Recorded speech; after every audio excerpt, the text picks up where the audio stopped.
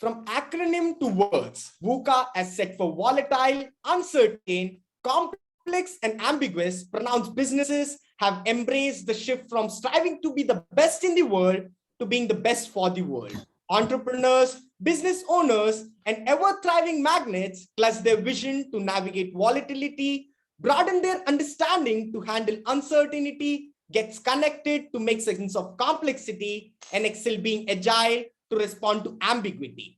The quest for resilience begins with an inspiration to enkindle the most conductive helix of human experience. With certain motive, MIT Business School is here to inspire, influence, and embolden the budding aspirers to share a vision that's more and different, strong and stable, the one which is cognizant of emerging opportunities and incipient trends. With that said, I consider it to be my honor to be your host for today. With great joy and immense exultation, a very warm good morning to one and all here and now. I, Anirudh, student of MIT Business School, MIT University, Madhya Pradesh, welcome you all to hoist the mainsail of International Conference 2021, Resilience and Reinvention of Business in the VUCA World. Before the launch, let me acknowledge the presence of some of our eminent guests. The visionary Honorable Vice Chancellor, MIT University, Madhya Pradesh, Lieutenant General VK Sharma, Ati Vishish Seva Medal. Sir, you have our gratitude. Respected Pro Vice Chancellor, MIT University, Madhya Pradesh, Professor Dr. MP Kaushik. Thank you, sir, for gracing this delightful morning. Deputy Pro Vice Chancellor, MIT University, Madhya Pradesh, Professor Dr. Anil Vashish. Thank you, sir, for being a strong pillar of support for each one of us. I greet Mr. Kishore Jairaman, President Rolls-Royce, India and South Asia. Sir, your presence is gratifying. I extend my welcome to Professor John Deva, Vice Chancellor and President La Trobe University, Australia. We are extremely grateful to you, sir. I welcome Padma Shri Professor Jeshe Nawang Samtin, Vice Chancellor, Central Institute of Higher Tibetan Studies, India. Thank you, sir, for joining us. Professor Peter Hurd, Deputy Vice Chancellor and Provost, Sunway University, Malaysia. Sir, we are truly charmed by your gracious presence. We have Professor Pradeep Nair, Deputy Vice Chancellor, Taylor's University, Malaysia. We are delighted to have you, sir. A warm welcome to all the other dignitaries glorifying the essence of this ceremony. It's lovely to have you amongst us. Furthermore, it's my privilege to appreciate the presence of all the faculty members and students present in this august gathering. We are grateful to you. Here I take pride to call for a traditional lamp lighting as a faithful devote to Ma Saraswati, the goddess of knowledge.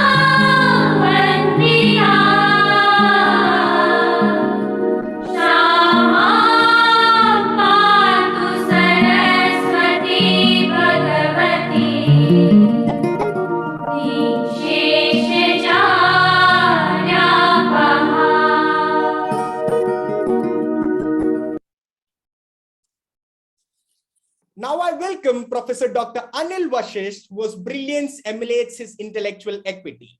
When one takes a closer look at the characteristics of an achieving person, several virtues come to our minds, such as perseverance and hard work. One such great personality who truly goes by this statement is our Deputy Pro Vice Chancellor, Professor Dr. Anil Vashish. He's a prolific learner at heart and an academician to the core, an engineer in electronics, an MBA in marketing, and a PhD in management. Dr. Vashish is a person of high integrity and knowledge. The rich and extensive experience of 20 years in institutional building, teaching, consultancy, research and industry is reflected in his dynamic approach and personality. Having worked with leading business groups of India like Reliance Industries and Trident Group, he has developed an eye for detail and expertise in the area of marketing, production management, supply chain management. Under his leadership, MIT Business School has grown and broadened its horizons by adopting the best practices in academics and research, and has been imparting training and consultancy pan-India to corporates and organizations of repute.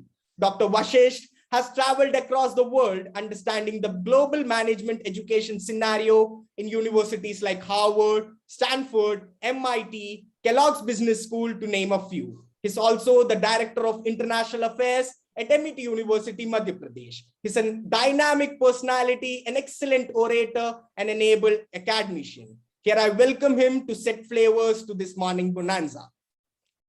Thank you, Anirudh.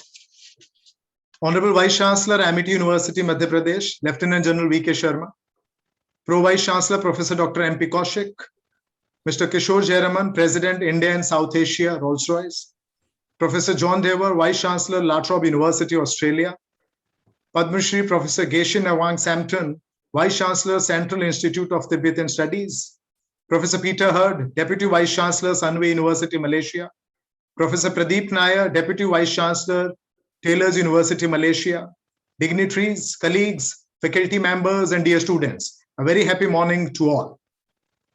I take this opportunity to welcome you all to the International Conference on Resilience and Reinvention of Business in the VUCA world. VUCA, S stands for volatility, uncertainty, complexity, and ambiguity, a perfect description of the world we live in today. The business model sustainable today has completely changed from what it used to be 10 years back. The recent examples of unicorns like Zomato, Nykaa, Paytm, and others coming up with IPO is a perfect example of how businesses have changed. We no longer require a physical space to do business. It may start with an app. The innovation and entrepreneurial ecosystem has been in full force. COVID-19 has brought the world closer, with synergy being developed among universities, academicians, and industry stalwarts across the globe. In coherence with the vision of our Honorable Chancellor, Dr. Aseem Chauhan Sir, we decided to organize an international conference under the mentorship of our Honorable Vice Chancellor, Lieutenant General VK Sharma, the Vice Chancellor, MIT University, Madhya Pradesh. The goal was set, but as said, a goal with a plan, without a plan is just a wish. And so the planning started a few months ago, and we are happy to have everything in place today. I'm sure the keynote by the academicians and the industry stalwarts today will enrich us all and give us a perspective for better preparation in the post-pandemic world, which I believe will soon be a reality. Thank you. We are beyond grateful to you, sir. Thanks a zillion.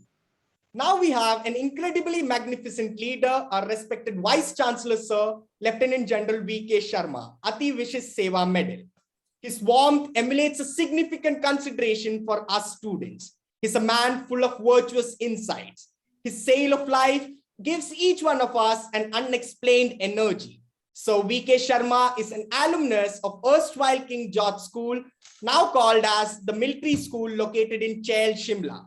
He joined boarding school at the early age of 10 and passed All India Higher Secondary Examination in the year 1968. Thereafter, he joined the prestigious National Defense Academy and passed out as a permanent commissioned army officer of the Indian Military Academy on 31st March 1972. He was granted the President's Commission in the Corps of Signals of the Indian Army. He served the Indian Army for almost 40 years and retired from the second highest rank of Lieutenant General, a 3-star and a flag rank of the Indian Army. During his service, he held several commands and staff appointments and participated in Operation Rakshak and Operation Vijay Kargil War.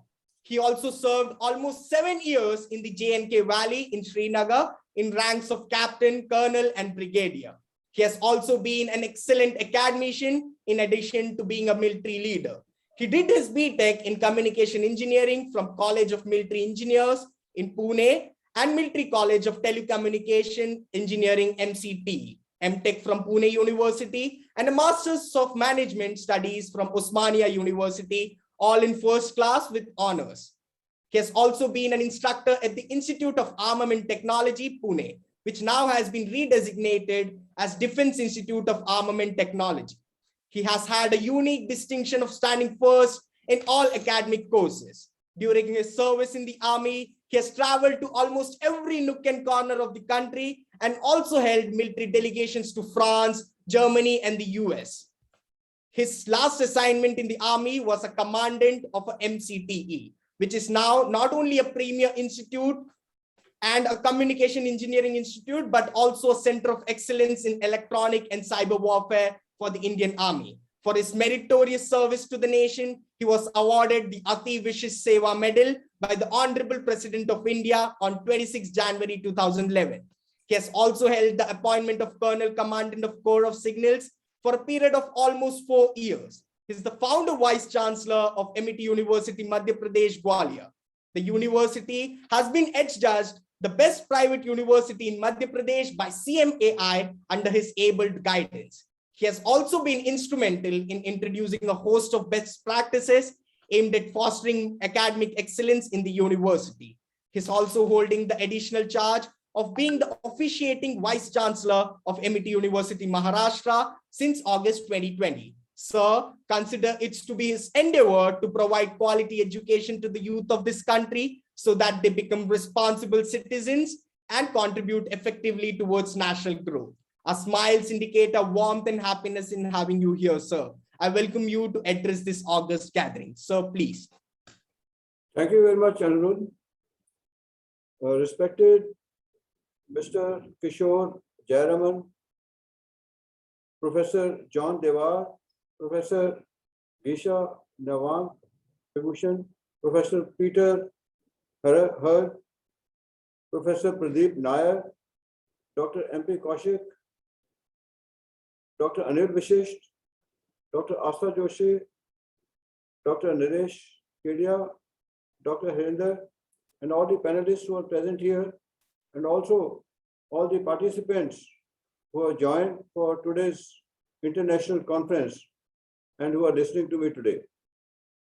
I extend a hearty welcome to all of you to this international conference on a very relevant topic, which is contemporary and important for all of us: resilience and reinvention of businesses in the VUCA world.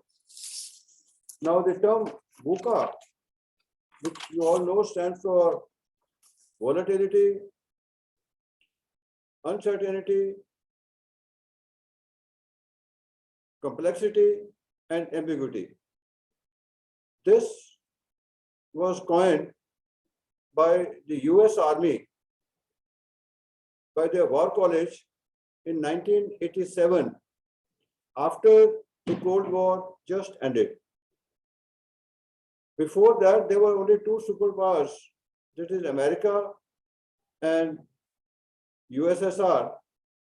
But with disintegration of USSR, the Cold War, which was going on for so long, ended, and the situation in the world suddenly changed as far as the military balance was concerned. So this term was used, and in military, the situations of volatility, uncertainty, complexity, and ambiguity are very common. Most of the operations face VUCA situations. Not only that, even if you see mankind, right from beginning, the world has never been stable. Change is the only thing which has been constant in the universe. Everything changing. And of course, uncertainty, complexity, and ambiguity has prevailed since times immemorial. Only the types of problems have changed, but the life as such has, if you analyze even our forefathers our grandfathers, our ancestors, they always had these problems of volatility, uncertainty, ambiguity, complexity in their lives. Only the dimensions have changed and only the way of looking at things have been changed. Now, today with the pandemic, we have all experienced it in a greater way. And we have all seen things happening. The questions that have been asked, when is the lockdown likely to be lifted? When do we think that the classes will start in the physical mode? When do we think that the vaccination will be completed? Do you think the second wave will come or not? Do you think the second wave will be more intensive than the first wave? Do you think a third wave will come or not? When do you think that the COVID will go off totally? So these are the questions which no one could have answered at the times when they were asked. But the countries had to be run, the governments had to be run, the businesses had to be run, the institutions had to be run. So here, some decisions had to be taken in spite of the situation facing the VUCA perspective. It is here where the leadership qualities come in. It is here that the resilience of the people who are involved is seen, and it is here that the new opportunities are found. People see and try and find opportunities where others see problems. That is where the world has found that in spite of being from home, we can have as much, if not productivity, more productivity than we had by coming to offices. We have reduced costs, running costs or operational costs of businesses because people are working from home. The accommodation which was required is not required to that extent for offices. The commutation time coming from home to office, particularly when it is so tiring and taxing in the metros, has tremendously reduced. The connectivity, because people know that you can't fly from US or from Australia or from Malaysia, but we are all connected here today on a virtual platform and listening to each other. The presence is being felt. We can exchange notes in such a short time. Today, I am interacting with the personalities sitting in Australia, sitting in Malaysia, and so far off in the US. But this was not possible earlier. Or probably even if it was possible, the situation was not exploited. Here today, I have more than 1,000 persons listening to me, which was earlier limited to the capacity of the auditorium in which physically we were taking conferences. So opportunities have been exploited and opportunities have ensured that we found new ways and new methodologies to deal with situations. Various applications have come up to run businesses. Services are being provided through the use of the internet, and the internet is much more being exploited by way of use in Internet of Things and Internet of Everything. This is where, and when it comes to businesses, some businesses might have gone down because of constraints, like the hospitality industry has suffered a big hit. The aviation industry has suffered a big hit because of the travel restrictions which were imposed because of COVID. But some other businesses have also come up. And people who could switch, who could change, who could see opportunities, and who could diversify quickly and change to the situations have benefited. Flexibility of the mind, flexibility of taking decisions and the rate at which we take decisions and the adaptability of the organizations has got a special meaning in this VUCA world. We have a galaxy of speakers who are experienced and masters in their own fields who will be addressing all of us during this international conference from now till the end of the day. So it's a great opportunity for all of us to learn, and learning is a lifelong experience. And as I always say, we should remain a student throughout our lives. Nobody can say that he has learned enough and there's nothing now left to learn, because a human being keeps learning till such time he is in the grave. So I wish this international conference all the very best, and I express my sincere thanks and gratitude to all the guests who have joined us from far off by sparing their very valuable time to impart knowledge to all the listeners, all those who are attending this conference. So I thank you very much and wish you all the very best. Jai Hind.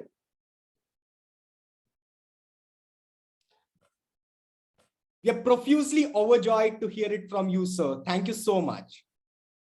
We have Sir Kishore Jayaraman to grace this digital avatar of International Conference 2021. A flamboyant personage, none less than he himself, tends to attract attention with his exuberant confidence and style. He's a man backed by insights. Having an immediate vicinity of such a gleaming personality is a boon in itself. Sir Kishore believes that businesses begins and ends with people, and the best people always have the passion to go fight an extra mile. His concrete staunchness has led Rolls-Royce expand its engineering, supply chain, and manufacturing at a massive scale within India. He stands with dire compassion to pull off the pursuit of undeniable. His exposure to the power of science at a very early age led him desire and exhibit extraordinary conclusions. He pursued mechanical engineering and masters from Oklahoma State University and an MBA from University of Georgia, Athens. Sir Jayaraman relished reading about world affairs, emerging economies, human history, and geopolitics. Enthralling fictions and psychological crime thrillers never failed to entertain him. Sir holds a vision that the world endures. He believes in collaborations that grows. The world needs more people like him, one who has a deep concise of change and a dire vision to curate perpetual prosperity in any business's zone. With its much apprehensive bash and a bold decision-making, Rolls-Royce has benefited a big time. Sir, I welcome you to elate the savor of this episode with your charm. The stage is yours. Thank you very much, Anirudh. It's a pleasure to be here. And my sincere apologies if my throat is not so great. The Delhi pollution is acting up on me, so pardon me for that. Honorable Lieutenant General Sharma, Professor Anil Vasisht, Professor Naresh Kedia, thank you very much for giving me this opportunity to speak to the students of Amity University. It's always a pleasure to talk to students, and Lieutenant General, just like you, sir, I also believe that the future depends on the learnings of the new generation and the students of today. And I think as much as I can share my views with them, it's always a privilege and a pleasure. So today I thought I'll just talk about three themes. Number one will be about Rolls-Royce a little bit. And then number two will be about how the COVID crisis actually helped businesses understand business. And the third point will be about leadership in the new world. And when I talk about Rolls-Royce, if anybody has the even faintest sort of assumption that we are in cars, please eliminate it right now. We are in three businesses. We are in civil aerospace, defense, and power systems. Our civil aerospace business is primarily wide-body aircraft. So every second aircraft that comes into India from overseas has a Rolls-Royce engine on it. And we have 50% market share there. It's one of our predominant businesses. And in India, we are still waiting for that opportunity for the wide-body aircrafts to be purchased by the Indian Airlines, and then we will take off from there. In terms of the defense business, we participate in land, air, and sea. The Arjun Mark I tanks are powered by Rolls-Royce Power Systems MTU engines, And in the sea, we have the destroyers, the frigates. We are able to propel the submarines. We are able to propel aircraft carriers. And we have the latest in marine technologies that we are working with the Indian Navy. And with the Air Force, we have the combat, trainer, and the transport aircraft. The combat aircraft is the Jaguar, which are powered by our Adore engines. And the trainer aircraft are the Hawk trainers, and they are powered by our advanced Adore engines. And the transport aircraft will be the Hercules C-130s, which is a Lockheed product, powered by Rolls-Royce CE3, powered by Rolls-Royce engines. And so we are in the defense business in that form. The power systems business, which is an MTU engines business, is based out of Pune for us. And in power systems, we are able to address the backup power needs of airports, five-star hotels, and we are able to provide emergency power for a lot of buildings, etc., infrastructure. The future lies in data centers, the future lies in microgrids, and we are pursuing such opportunities. And then in terms of naval presence, I think the MTU engines are very prevalent in the Coast Guard. They're also very prevalent with the Navy, and the MTU engines with the Army, just like I mentioned, is on the Arjun tanks. So these are the three businesses for us globally, and these three businesses continue to grow globally. We are present in all parts of the world, and in India, I'm very privileged to say that we are present in all the three businesses: civil aerospace, defense, and power systems. That's about Rolls-Royce. But when I look at the times when nothing was predictable, like the Lieutenant General said before, we had no clue what was to come tomorrow. And in those times, to run a business globally and then to run a business locally in a large market like India has been nothing, a challenge that's been unprecedented for us. And in these times, there are a lot of companies that actually could not survive primarily because of cash. And it's just like in our house, as long as we have cash, liquid cash, we are able to sustain, survive. If we have assets that are capable of generating cash, but don't have the cash, I think it's going to be a big problem. And that's what was seen during the hard times when the revenues completely stopped and the huge assets were idle. And if the cash position was not there, then companies could not go anywhere. So it was primarily a time when we had to protect cash. It was about figuring out however long, and we had no idea where the pandemic was going to go. So the thing was, how do we protect the cash? How do we make sure we sustain as long as we can? Many, many businesses went down in the process. And once we do that, once we say, okay, fine, if shored up enough cash, we know where the cash is going to go, and we know how to manage our cash positions, then the next thing is to protect our talent. So in terms of talent, there's one thing which is to say, let us protect cash, you protect. But in talent, it's about preservation. We don't want talent to just become stale. We want them to keep up with times. We want them to grow. We want them to be nurtured. And we want them to feel as part of the company. It was extremely important for us that it was absolutely the case where talent continued to grow, continued to deliver, even during the tough times. And so we needed to preserve our talent. And we took a lot of steps in order to make sure people were taken care of during the COVID times. But having said, once we have the cash and once we have the talent that we have preserved, it becomes extremely important for us that we are able to position ourselves for the future.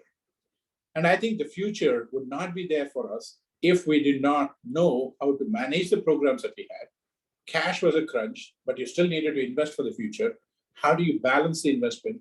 How do you make sure the people who are working on the future programs are preserved? This is the challenge. This was the challenge. Excuse me. And this continues to be the challenge.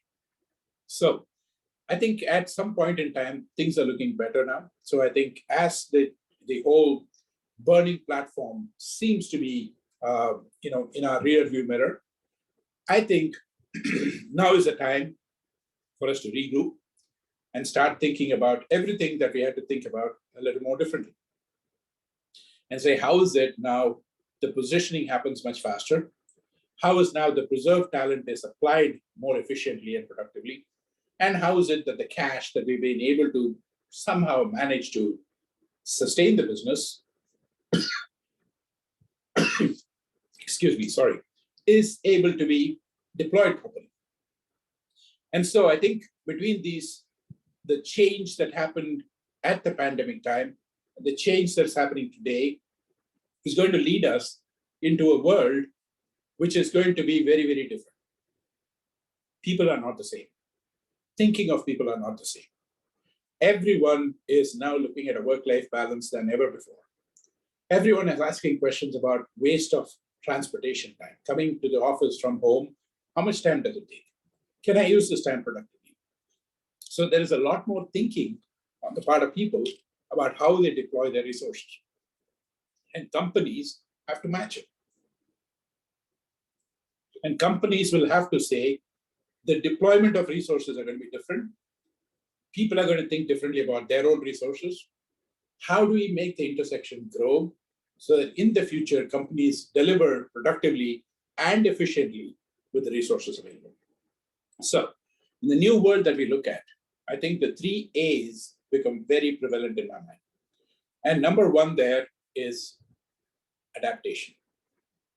The ability, adaptability of companies, of individuals is going to be extremely crucial as we go forward. And if we are not able to adapt, things are not going to be the same, things are not going to work out, companies are going to struggle, people are going to struggle. The next step is agility. Once change is there and we understand we have to change, it's necessary to change with speed. And if you're not able to change with speed, I think it's not going to work out. So the change is there with us, but to be able to change fast, fail fast, and be able to recover and reinvent ourselves is going to be extremely important. But these two cannot happen without authenticity. Every leader now has to be more compassionate than ever before. At the end of the day, we are all human beings. And I think the humility to appreciate that we are human beings is no time more than now. If we don't do that, I think our ability to lead and take people forward along with us to deliver to the needs of the organizations are going to be very hard. So the 3 A's are going to be the way we lead, the way we live, and the way we adapt with agility and authenticity. That's the way of the future. So I won't take too much of your time. I would like you to remember the 3 A's of the future. And last, I just wanted to say that, I love the quote by Charles Darwin. He said, "It is not the strongest of the species that survives, nor is it the most intelligent, but it is the one that is the most adaptable to change that survives." And that has never been more true than it is today. So once again, thank you so much. Really appreciate this opportunity and wish you all the best. Thanks.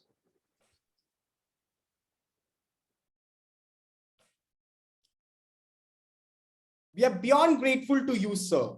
Such great insights never fail to charm us. Thank you for deeming us worthy with your knowledge. Within the ebbs and flows, brilliance of an organization is in the motivation that's converging from a place of relevant purpose. We have Professor John Dewar, whose brilliance grips enough power to pierce the barrier in any undertake. Professor John is a visionary who holds precise motivation to navigate through the unexpected and the unforeseen. Professor John is the Deputy Vice Chancellor and the President of the La Trobe University, a position he has been holding since January 2012. Professor Dewar is a graduate of the University of Oxford, where he was also a fellow of the Hertford College from the year 1990 to 1995. He taught at the universities of Lancaster and Warwick in the UK and worked for the London law firms. Professor Dewar came to Australia in the year 1995 and held senior leadership positions and at the Griffith University in the University of Melbourne. He was a provost. Before taking up the position of the Vice Chancellor of the La Trobe, Professor Dewar is a chair of the Universities of Australia and a member of AHEIA Executive Committee. Sir, you set a great example for everyone around you. Sir holds a number of other dictatorships, including the Olivia Newton-John Cancer Research Institute, the Committee for Melbourne, the Foundation of Australian Studies in China. He is also a member of the University of Foreign Interference Task Force, the University of Lincoln's 21st Century Lab Higher Education Reference Group, and the Champions of Change Coalition. Sir is an honorary fellow of the Hertford College, Oxford, and an adjunct professor at the Melbourne Law School and the Lathrop Law School, and a visiting professor at the Helena Kennedy Center for International Justice at the Sheffield Hallam University. Professor Diwar was made an Officer of the Order of Australian in the year 2020 on the Australian Day of Honours. Sir, your presence is reassuring to us. I welcome you wholeheartedly to embellish the grace of this occasion. The stage is yours.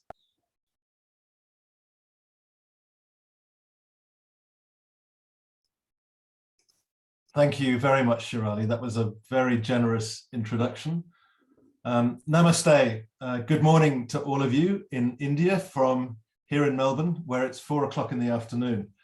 And I'm absolutely delighted to be talking with you all today, particularly in such illustrious company. I'd like to begin by acknowledging the traditional owners of the land from which I speak to you here in Australia, the Wurundjeri people of Central Victoria, and I pay my respects to their elders past, present, and emerging.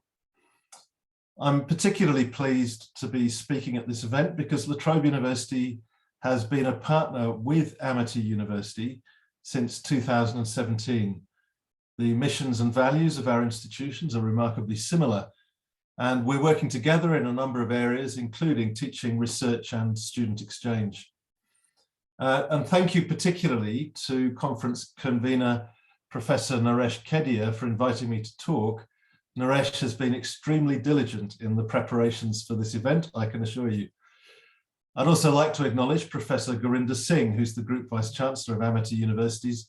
It's been my great pleasure to get to know Professor Singh quite well since 2017, and I'm a great admirer of his vision and energy.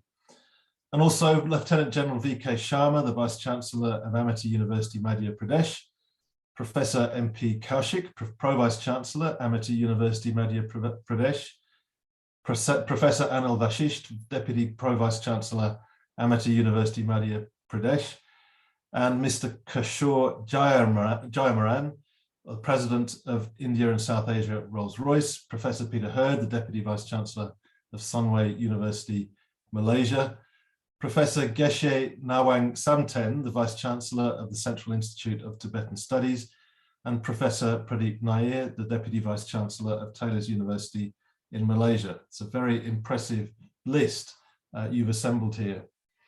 So your conference is considering resilience and reinvention in a VUCA world, one that's characterized by volatility, uncertainty, complexity, and ambiguity. And it's certainly true that we've lived through an extraordinary period of upheaval across the globe over the last 18 months.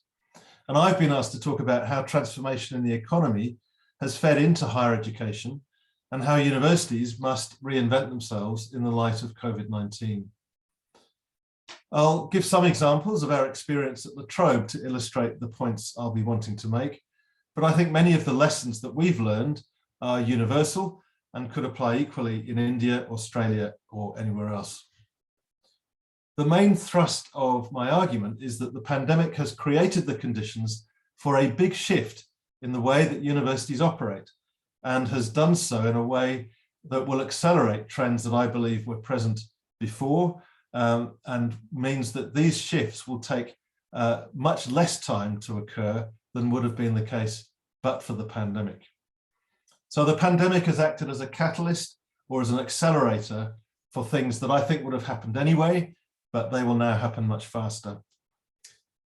Now, you'll be familiar with the idea of the fourth industrial revolution, or Industry 4.0, which is a term that's used most often in relation to manufacturing.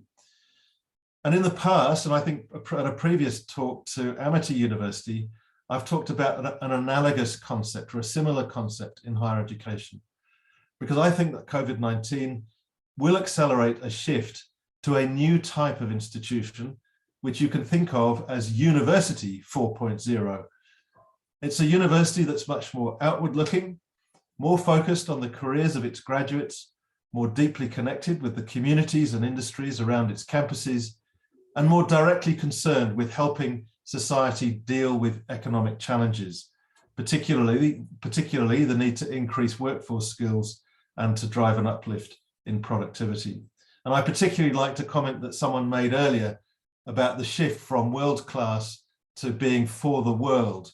And I think that is a really powerful metaphor or message for the university sector to embrace. We have to become less focused on measuring ourselves against other universities around the world and measure ourselves more on the contribution we make to the public good in the communities and the society around us. So I'll return to the economic challenges of skills and productivity in a moment. And I'm going to argue that the pandemic is accelerating our implementation of this new model in a number of ways, moving to more flexibility in study modes for students, increasing the number of short cycle qualifications, less than 2 or 3 years, maybe a matter of weeks or months, placing more emphasis on employability and student connections with industry and potential employers, and encouraging the growth of innovation ecosystems around our university campuses. But let me begin just by saying a few words about how the pandemic has affected universities. Here in Australia, perhaps the most obvious impact has been on the closure of international borders, which has meant a sudden downturn in the number of international students able to come to Australia. This has obviously had an impact on our revenue.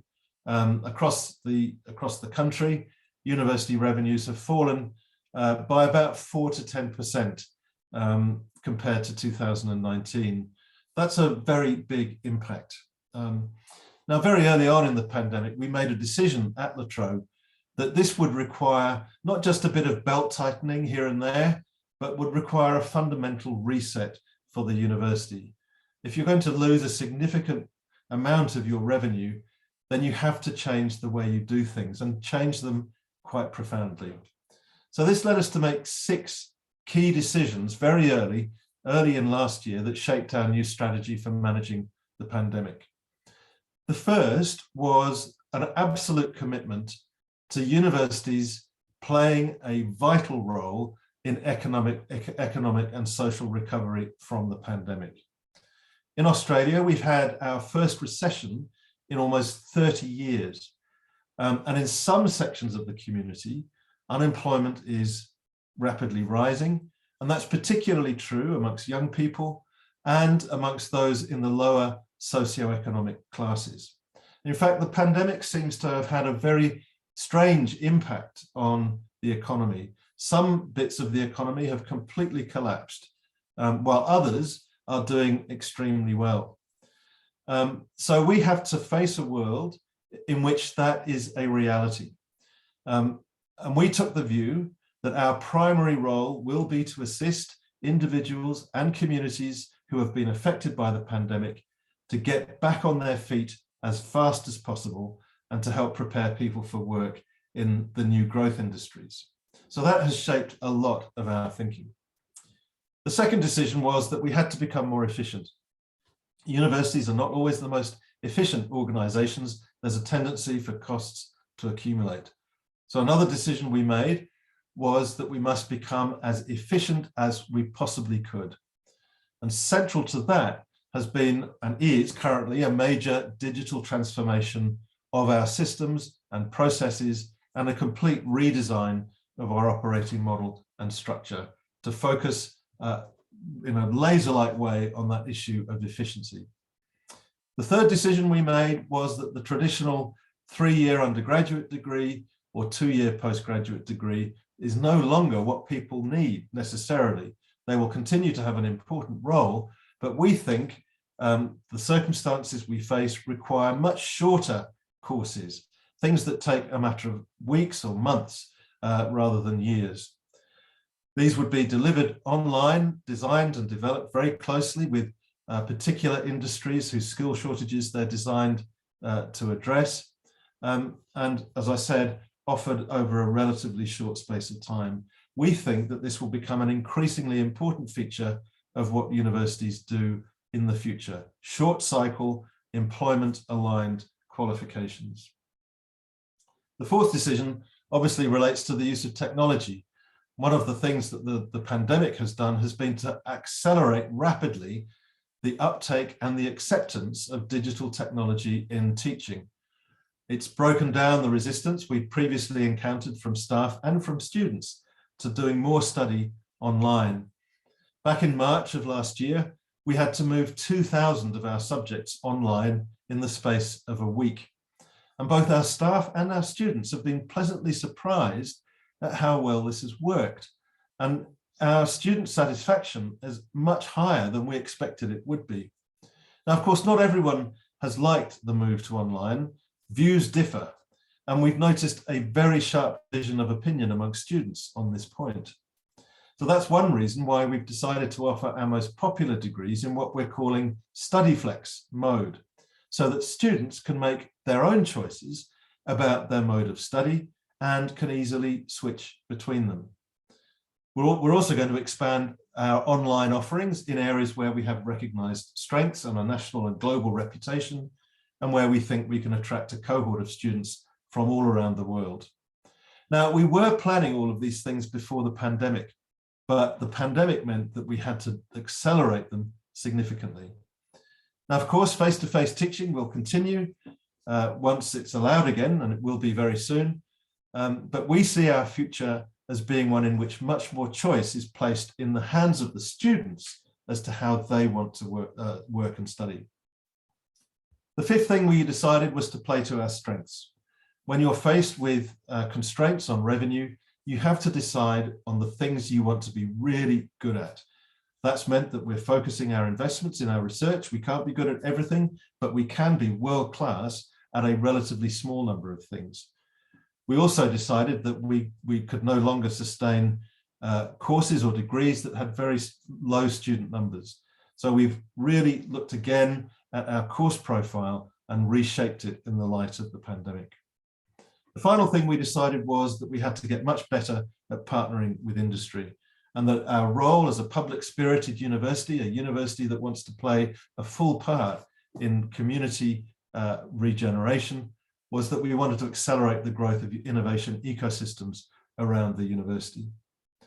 Now, as I've said a number of times, these were all things we were planning to do anyway, but the pandemic has really accelerated them very, very, very quickly.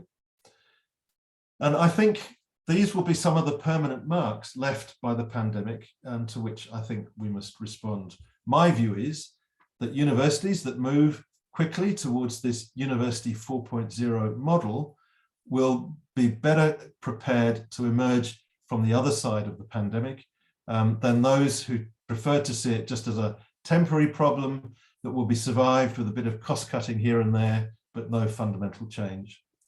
Now, I could be wrong, of course. One of the characteristics of a VUCA world is that it's very hard to predict what's going to happen.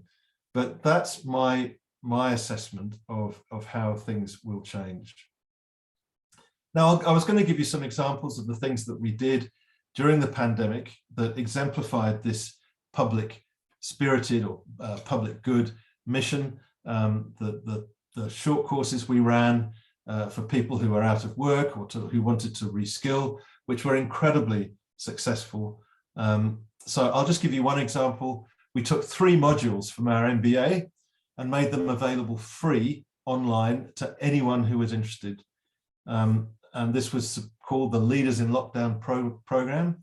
We had 12,000 people signing up. And it meant that people who completed those 3 modules could claim credit for those modules if they decided to enroll in the La Trobe MBA at the end of it. So that's just one example. That there are many others of things that we did to work with individuals or with industries or communities to really help them recover from the pandemic. So let me conclude by just speculating as to what universities will look like in 5 or 10 years' time. I've already talked about some of the things that we think we need to do, more flexible study modes, focusing on skills rather than degrees, and so on. But what's all of that going to add up to? I think one of the stark differences or changes that we'll see is that universities will become much more diverse places, not just places where teachers and researchers come together with students, but where there'll be much stronger links to communities, to industries, and to innovation systems. University campuses, I think, will become much more diverse, a much wider range of activities taking place in and around them. Businesses and ecosystems that gather around universities will become ecosystems in their own right. I'll give you an example of what I mean. We partner with a big telecommunications company and a big health insurance company. Now, those two organizations had never worked with each other before, but because they're both partnered with us, they are now collaborating with each other around one of the biggest growth trends in the health industry, which is digital health. And when our partners start working with each other like that, then things start to get very interesting. Now, we're lucky because, like you, we have a very big campus. We're away from the center of the city. So we have the physical space to enable these collaborations to happen. Not every university is going to be as well placed as we are, but we think that that's going to be a very big part of our future. Now, each university, of course, will have to find its own way, but I think this sort of collaboration is going to be a critical part of what we do at La Trobe. It will benefit our researchers, it will benefit our students, but above all, it will benefit the industries with whom we partner and the communities in which we're situated. We need to adapt and respond to the big trends and challenges facing the world, but we also need to serve the needs of our local communities. And I think as the pandemic has shown, universities are actually much more resilient, adaptable, and responsive than anyone might have thought. There's no doubt that our future will be very interesting indeed, and I can't wait to see it start to take shape. But as I've said, the VUCA world is characterized by unpredictability. So I could be completely wrong, but those are my thoughts, and I hope you find value in them. Thank you very much indeed. We are indebted to you, sir. Thanks for sharing such valuable insights. Your session was full of priceless knowledge. It was indeed thought-provoking. It gives me immense pleasure to introduce a spiritual soul who owns a psyche of a sage, Padma Shri Jeshe Nawang Samten, Director and Vice Chancellor of Central Institute of Higher Tibetan Studies, Sarnath, Varanasi. Professor G.N. Samten is a well-known Buddhist and a Tibetan scholar. He's a man of principle. His contribution to his field of study is widely acknowledged in Indian and international academic circles. People adore him for the way he inspires. His positivity is infectious. In 2008, the government of India awarded him with the Padma Shri for his contributions for education and writing. He has been instrumental in promoting Buddhist studies in India. He's the former member of the editorial board of the International Association of Tibetan Studies and has served as a visiting professor at the Hampshire College, Arms College, and the University of Tasmania, besides traveling many places in India and abroad to delivering orations and participating in seminars, conferences, and workshops on Tibetan Buddhism. He also serves as the principal teacher at the Vajrayana Institute, New South Wales. A number of Indian universities have greatly been benefited by his scholarships and the insights in formulating courses in Buddhist studies. He strongly advocates to make the education system prominent in transforming the students through inculcation of value, along with development of skills in various fields. Sir is a man of a distinguished flavor for life. Today, MIT Business School is honored to have him. Sir, I request you to share your noble awareness and bless us with your precious foresights. Sir, please.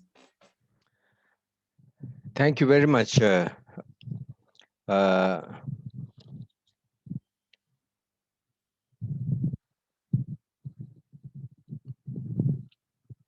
For your introduction, for your generous introduction. I would like to thank the Honorable Vice Chancellor and the convener of the conference for inviting me and to share my thoughts with you. I really appreciate the way that you have planned to provide exposure to the students by inviting various scholars from various parts of the world. Here, the Honorable Vice Chancellor, Lieutenant General VK Sharma ji, and Mr. Kishore Jayaraman, Professor John Dever from Australia, and Professor Peter Hurt from University of Malaysia, and Professor Pradeep Nair, the Vice Chancellor of Tele University, Malaysia, and Dr. Asim Chauhan.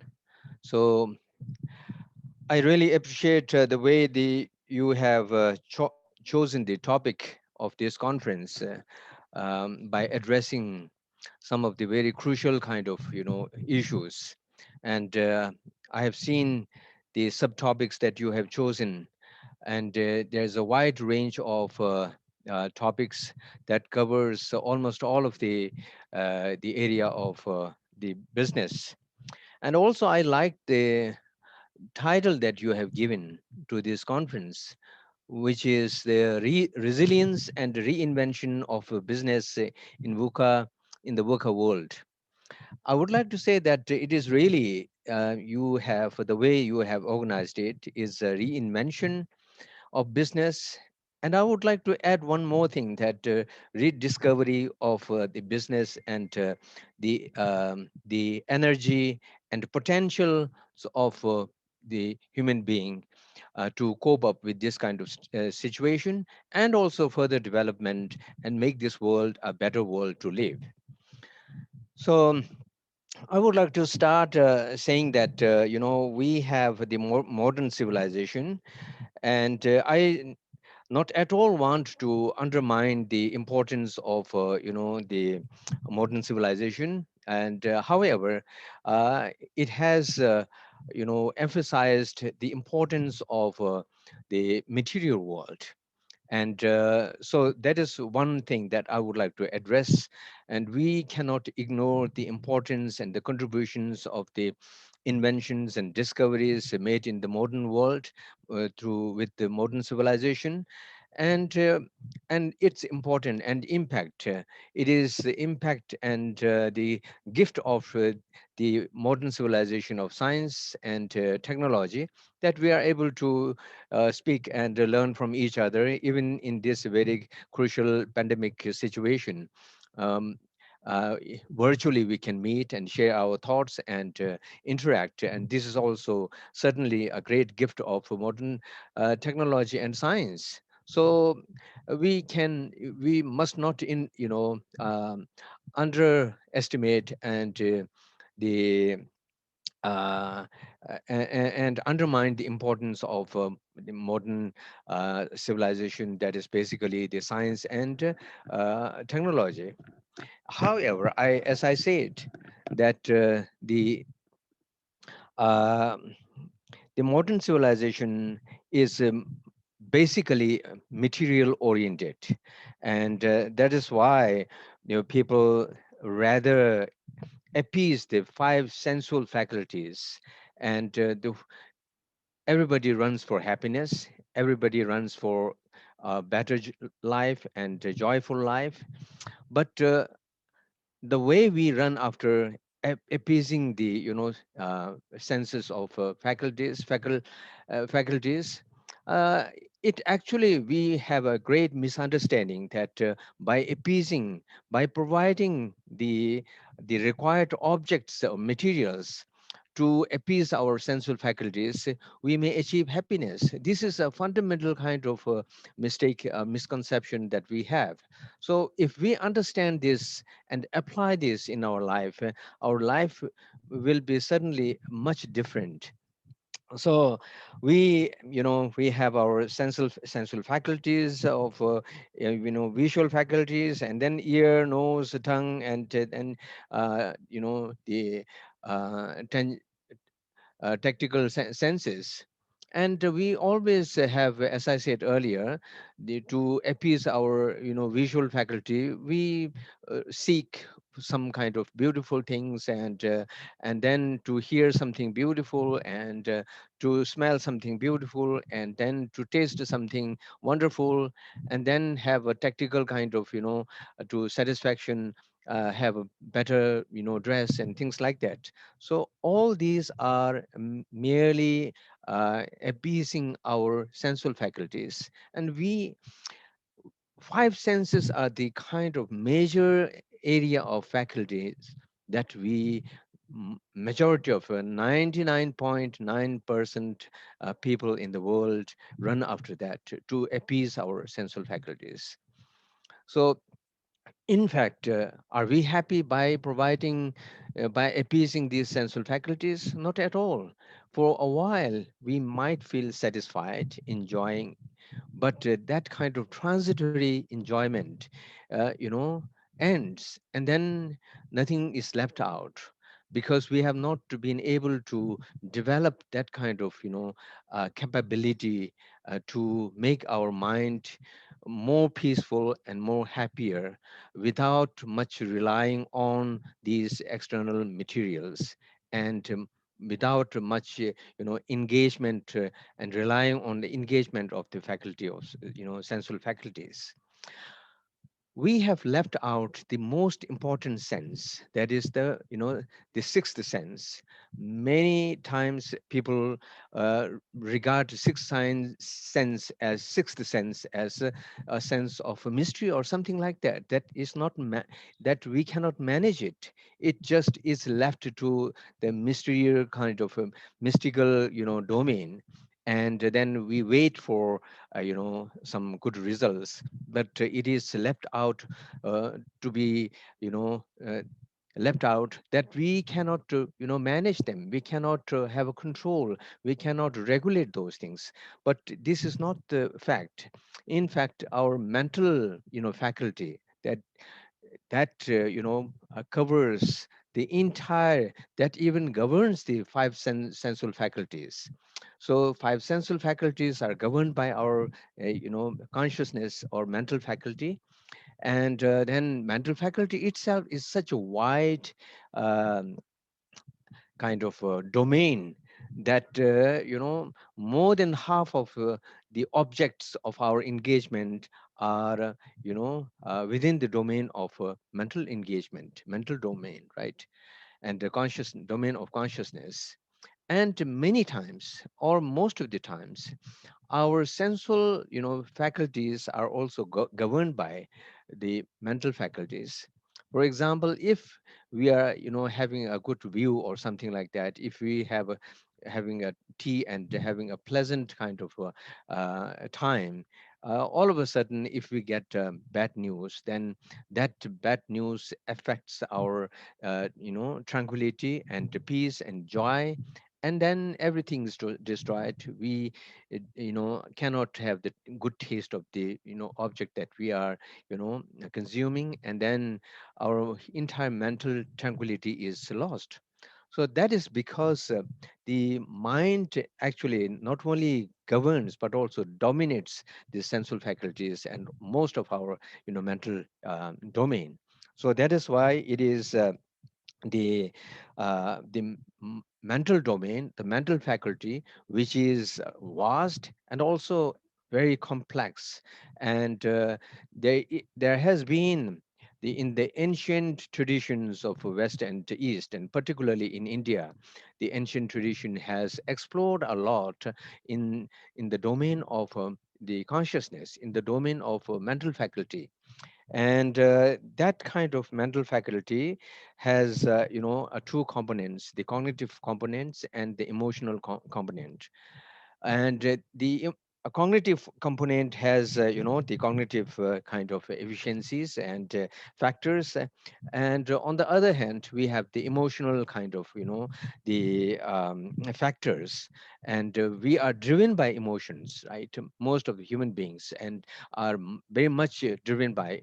Animals have a less kind, of course they have emotions, but they have a lesser degree of emotions and the variety of emotions than we have.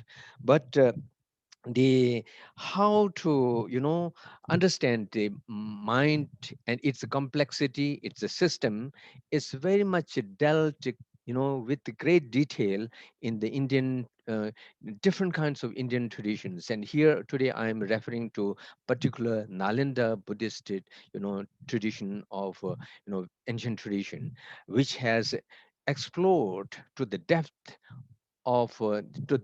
and the height of emotional kind of system, which provides a plethora of systems and measures and methods to navigate, to to regulate emotions, and through which we can control, we can manage our emotions, and we can manage our mind. Thereby we can manage our, dominate, or we can manage our sensual faculties.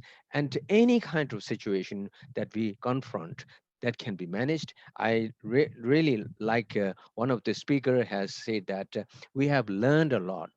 We gained a lot of, knowledge from the pandemic. This is one way of seeing the negative situations in a positive manner, to take the challenges as a opportunity, right? And in that kind of mental system, the tradition teaches us how to, how to take up the challenges as opportunity and utilize them to the best that can benefit to oneself and the society and the humanity at large.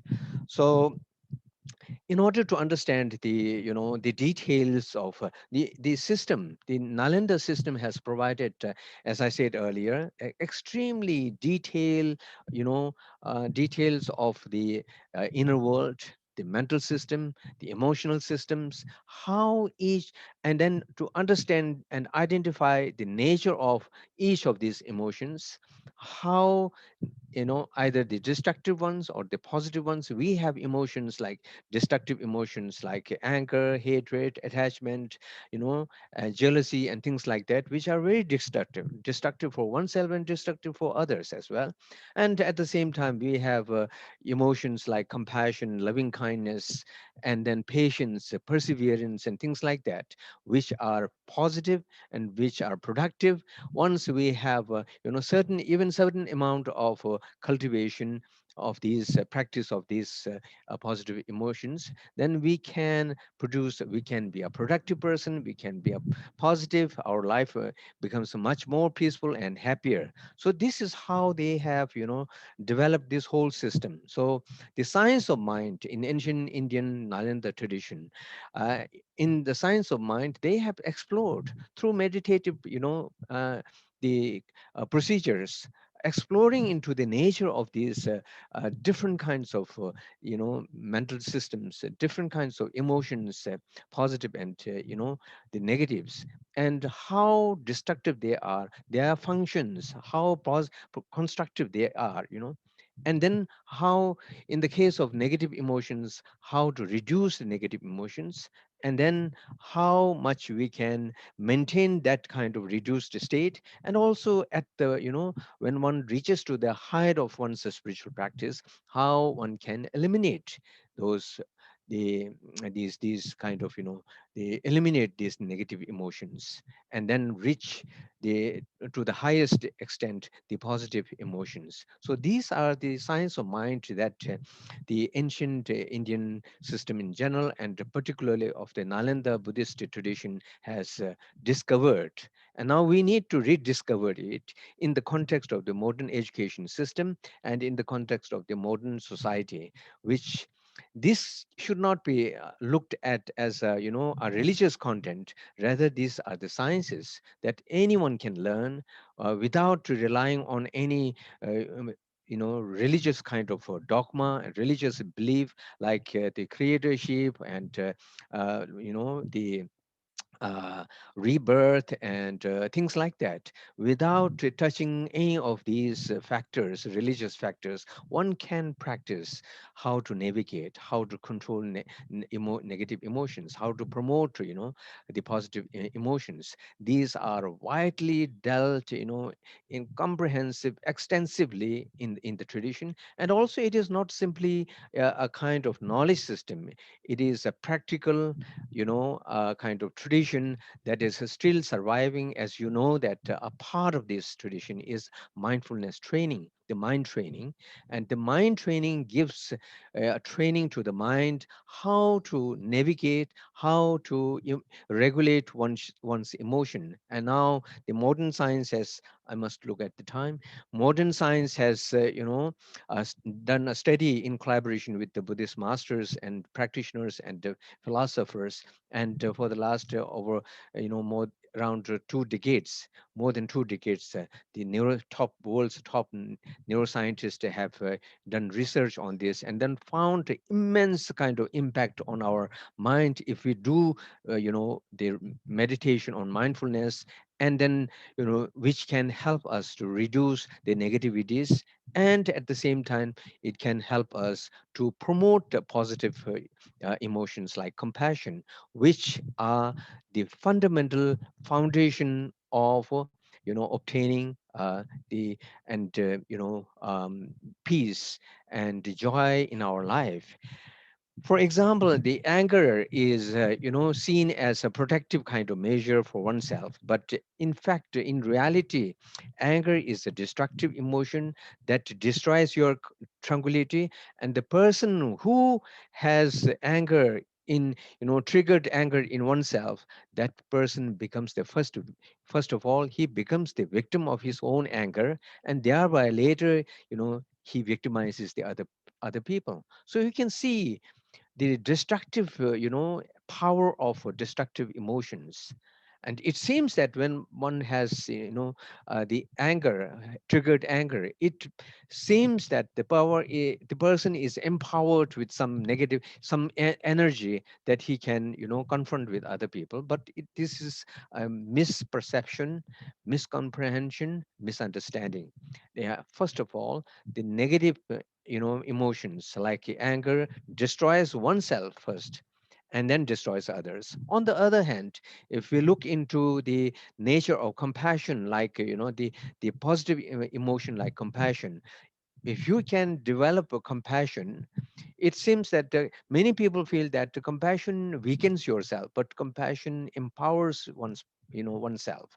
When one develops a compassion that empowers, that strengthens the person, and then that brings the joy and happiness in oneself at the first stand, and then shares that, extends that joyfulness to others. So you can understand the destructive emotion and constructive emotion of the emotions, and these are not left out to a kind of uh, to natural sort of to some superpower or some natural process, but you can manage, we can do it. It is in our hand that how we can develop it. If we really want to be a happier person, we have to reduce, we need to try to reduce our negative emotions, regulate our emotions. For example, once you are in a discussion group, and somebody triggers some kind of brings up an issue, or makes the atmosphere deteriorate, and then the and some other colleagues get the angry over the situation. But if someone, the person who are participating in that situation, has some control or regulation of their emotion, the person can regulate it, he can control it. He will not be triggered by such situation, but he can very positively accept the situation and then navigate further in a very positive manner. So these are some of the because we are running short of time, so I won't go into the details. Of course, it is not possible, but now you see how these can be beneficial in the business world. That is why I have chosen this the mind training, and the management of mind is the most productive thing that you can provide to management of industry, management of business, right? That is one of the reason why in the current world, the many of the corporates like the uh, Microsoft Word, and then the Apple, the company, they have a separate cell for mindfulness training, and it has proven to be very productive. This mindful cell is exclusively dedicated to train their, staff, company members. By doing that, it manages the minds of the staff, and that reduces the mental health, problems, and thereby the, problem of health issues, and creates a good environment. And the company does not have to spend a lot on their health problems.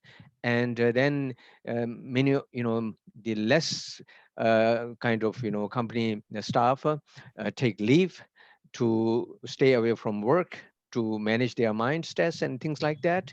So they are working very hard, and that creates a very good kind of environment, and which creates a very productive kind of system to the company. And that is how it is for the benefit of the staff, for the benefit of the company, which becomes a very productive, not doing anything on the material or mechanical way, but managing one's own the mind and the emotion level. So it is a software that you need to manage it, and that can be managed without much cost, very minimal cost, but you can bring a huge kind of benefit to the people working in the company, and the system of the work and the environment, good environment, and thereby a very good production, right? So therefore I think this um, my time is over. I'm running, over time. So I would like to say that this area of my mental management is somehow left out in modern kind of the material world.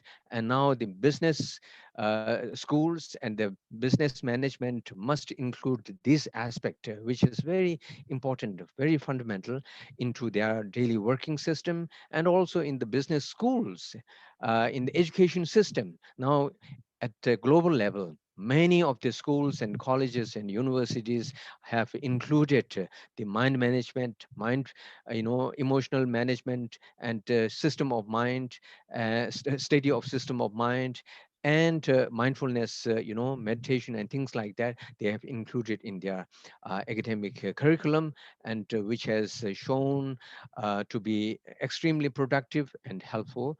And I hope that the university may consider this kind of which will be certainly beneficial to the students, and then to when once they go out to step out in the business world, they can carry with them a software, very powerful software, that could be very beneficial for themselves, and they can manage others, they can manage others emotion also. If you have a proper understanding of your emotion, and a skill of managing your emotion, then you can understand others emotion, and you can understand the how to manage others, depending on your skill and practice.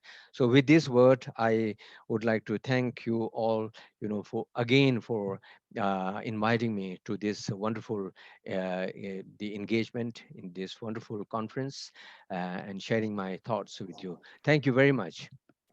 Thank you.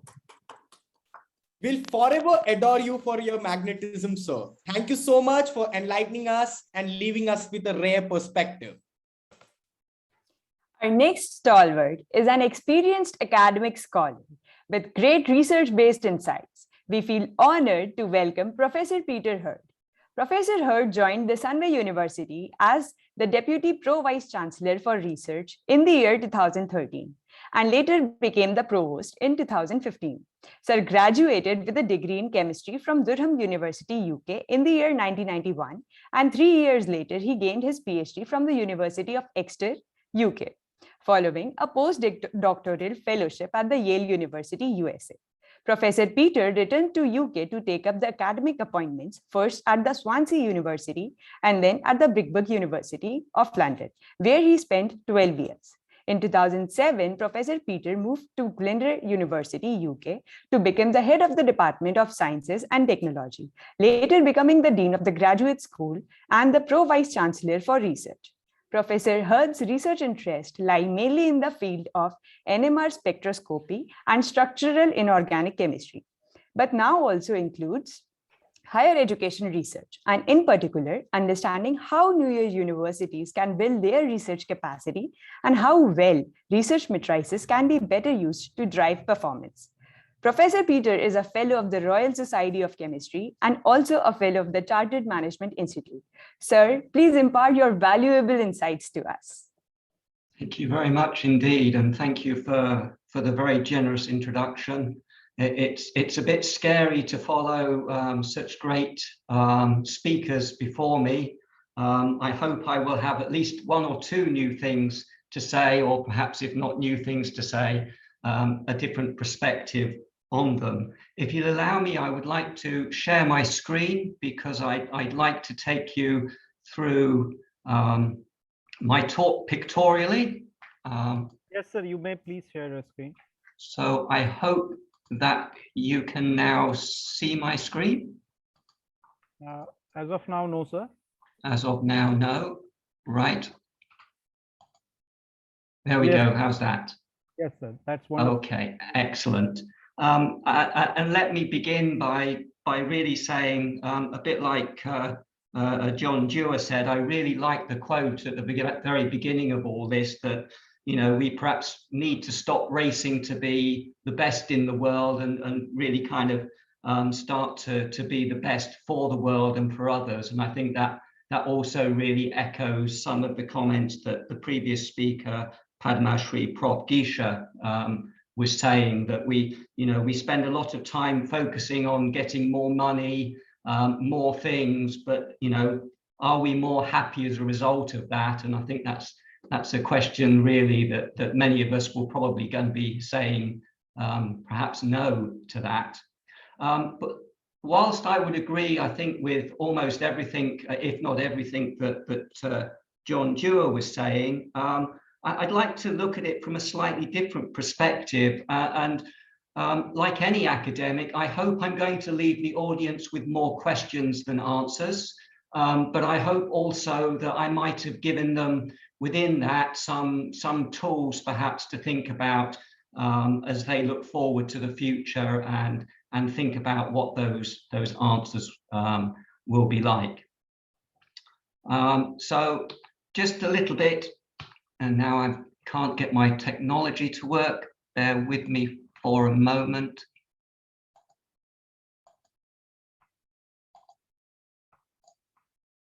You can see my slides, correct? Yes, so the slides are not changing. But I can't change the slides. Right. Okay. But if you may unshare and share again, so that might help, I believe. Okay. So if I stop sharing. And share your screen again. Hang on a second, let me.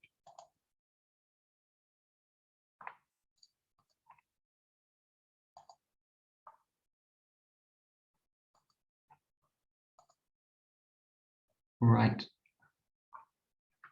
Okay, the marvels of technology, and for some reason, again, this worked perfectly well earlier.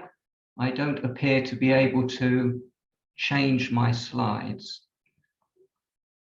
Right. I do apologize for this. I'm going to stop sharing again for a moment. And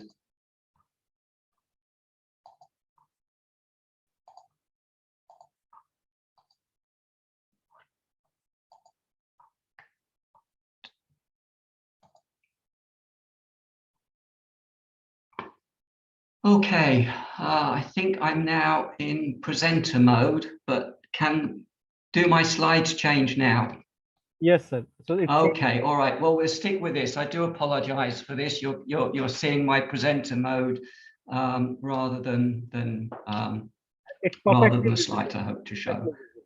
But just quickly, where am I? Yes, I'm here in Malaysia, which is a little bit north of Singapore, and probably about 3,500 miles, I think, from where most of you are up there in northern India. And following me is I know Professor Pradeep, who is from Taylor's University, who's just across the road, and he's literally about a kilometre and a half from me, assuming that he's in his office here on the edge of Kuala Lumpur.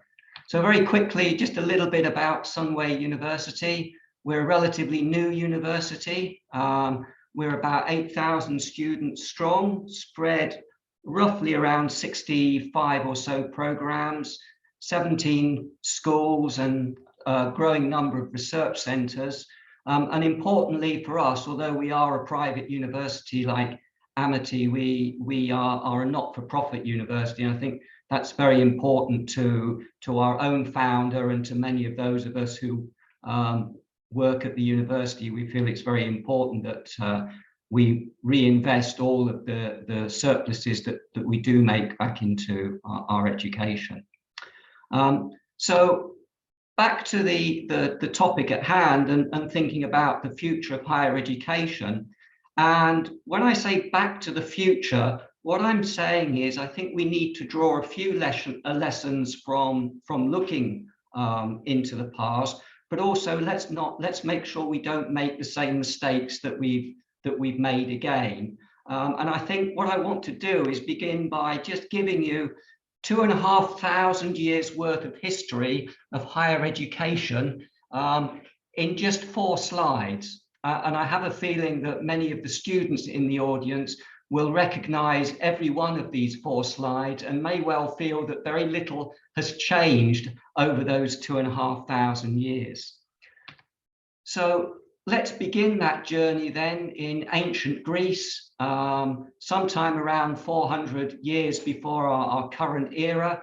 And this gentleman holding forth is Socrates, and he's there he is, front and center on the stage, sharing his knowledge and wisdom with a group of people in the audience, some of course very interested, some not so interested, and perhaps some even asleep there in the background. And so this is a depiction of Socrates talking about some of those dialogues way back in around 400 BCE. Let's now jump forward just over 1,500 years, and this is medieval Italy and Bologna. And here we are. It doesn't really look too different, does it? It looks very similar really to the way that Socrates was. Here we have our what we might call sage on the stage, and this particular gentleman is by the name of Henry of Germany. And there he is once again at the front, this time at a lectern, but nevertheless at the front, preaching to his audience, some of whom are rapt, some of whom are distracted, and one there in the blue in the 3rd row from the back who probably looks like he's so bored that he's fallen asleep. So really, you know, I think anyone in ancient Greece would have known what was going on here. Let's whiz forward another 700 years, and my apologies to this particular gentleman. He's a professor of philosophy at Oxford, but here he is front and center on the stage again and preaching to his audience of students, again, some of which are interested, some of which are distracted, and probably some of which are wondering what they're going to do when they get home and where they're going to go for a drink or party in the evening. And again, I don't think anyone back in ancient Greece would be unsure of what was happening if they were in there. I think they'd recognize what was going on. Let us then jump forward to the last couple of years and the pandemic. And here we are at Harvard Business School. And once again, here we have a man standing at the front. Notice that they are all men so far, but here we have a man standing at the front, and his audience may be joining by video link or Teams or Zoom or whatever it might be.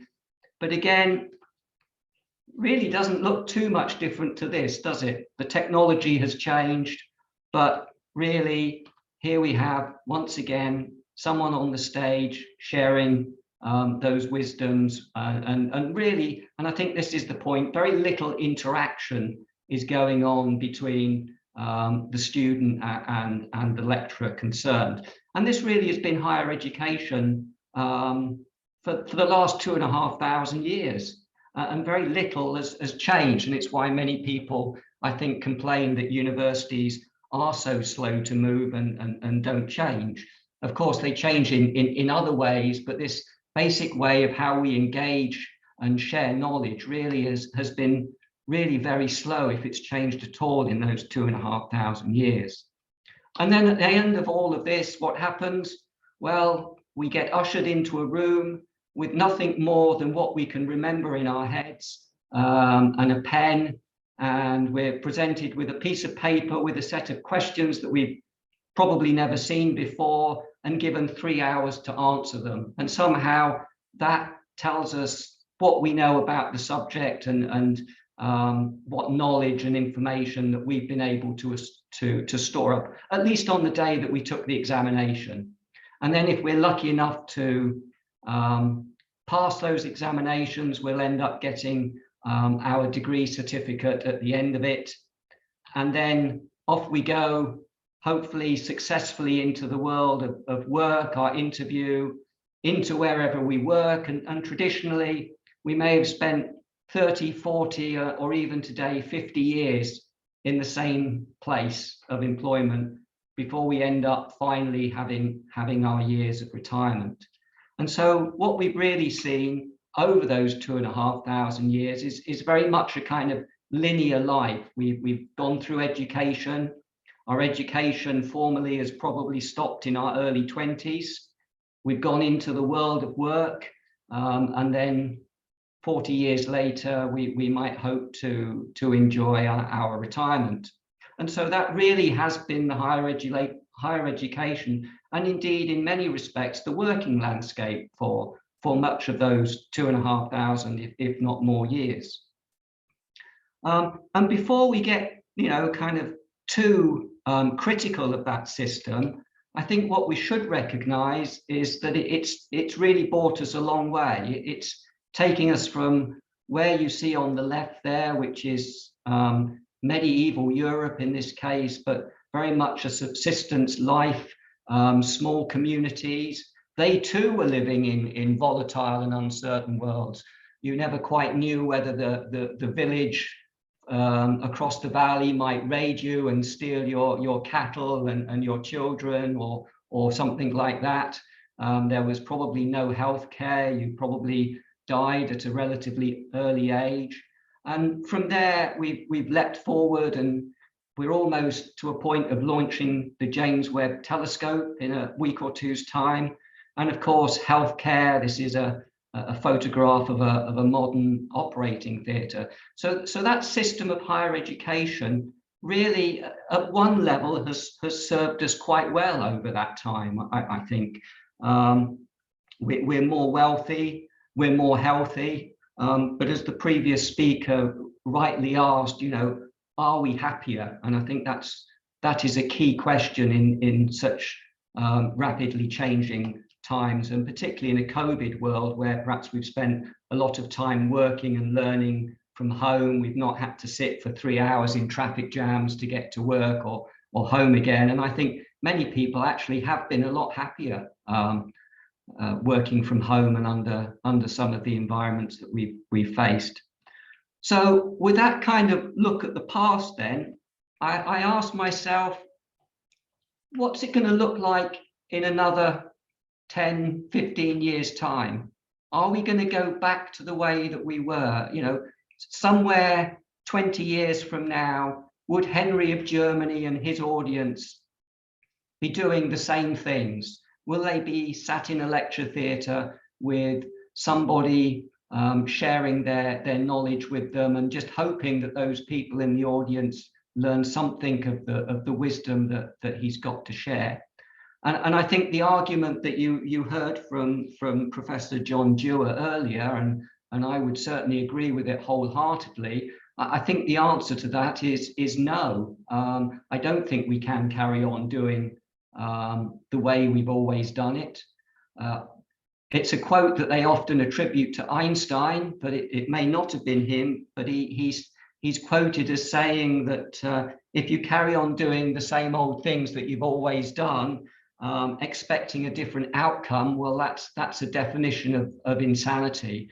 And I think if we carry on doing things the way that we have done things, given the future, then I think higher education is going to face a real problem, and the world is going to face a real problem. And the reason for that is that, you know, this is what we're facing. We're facing a world of work which is changing more rapidly than at any time in history. We're no longer working with machines or machines working for us, we're working with them. We're connected to everything, with big data, cloud computing, integrated systems, and all this at the same time that we're facing climate catastrophe, extremes of flooding or drought, species going extinct at a rate that probably hasn't happened for the last 65 million years at least. And I think the picture of the polar bear there on the kind of vanishing piece of ice is very indicative of that. And all that's coupled with rapidly urbanization, a rapidly aging population, and a world in which just 1% of the world's population earns so much more than the other 99% of the population. And I think if we don't change and we don't think about things differently, then we're simply not going to be able to tackle these problems. So with that in mind, I'm not predicting the end of the campus university, not by any means. I don't think this is what an Oxford or Yale college is going to look like in 50 years' time, abandoned and overgrown. I actually think that the campus-based university now is perhaps more important than at any time it's ever been. And I'll explain why in the next couple of slides. Let's go back to this gentleman. He is William von Humboldt, and he's perhaps not known to that many even within universities, but he really in many respects is the father of the modern university. And it was his idea that one should combine research and teaching together as part of a holistic whole. And he was very much talking in his philosophy about the students moving from just being an audience, as we've seen really for those 2,500 years, to students being participants. And I think what's really going to characterize the coming years of higher education is very much more, or very much a move towards students being participants. We already hope to achieve that, and we were all already planning to do that. But again, as John said earlier, I think the fact that COVID has come along, technology has been embraced by staff and students, really means that even in age of mass education, we can move from students as simply absorbers of knowledge and as an audience to real creators and co-creators in their educational journey.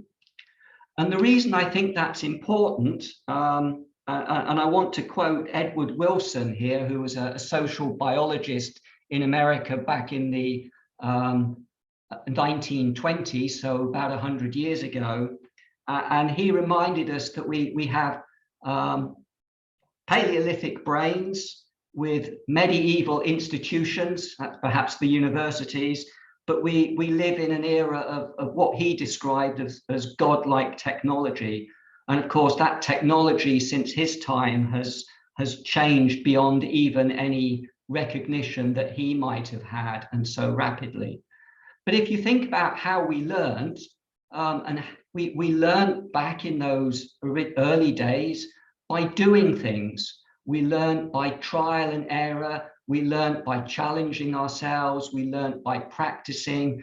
We learned by creative conversations, and we learned by reflection.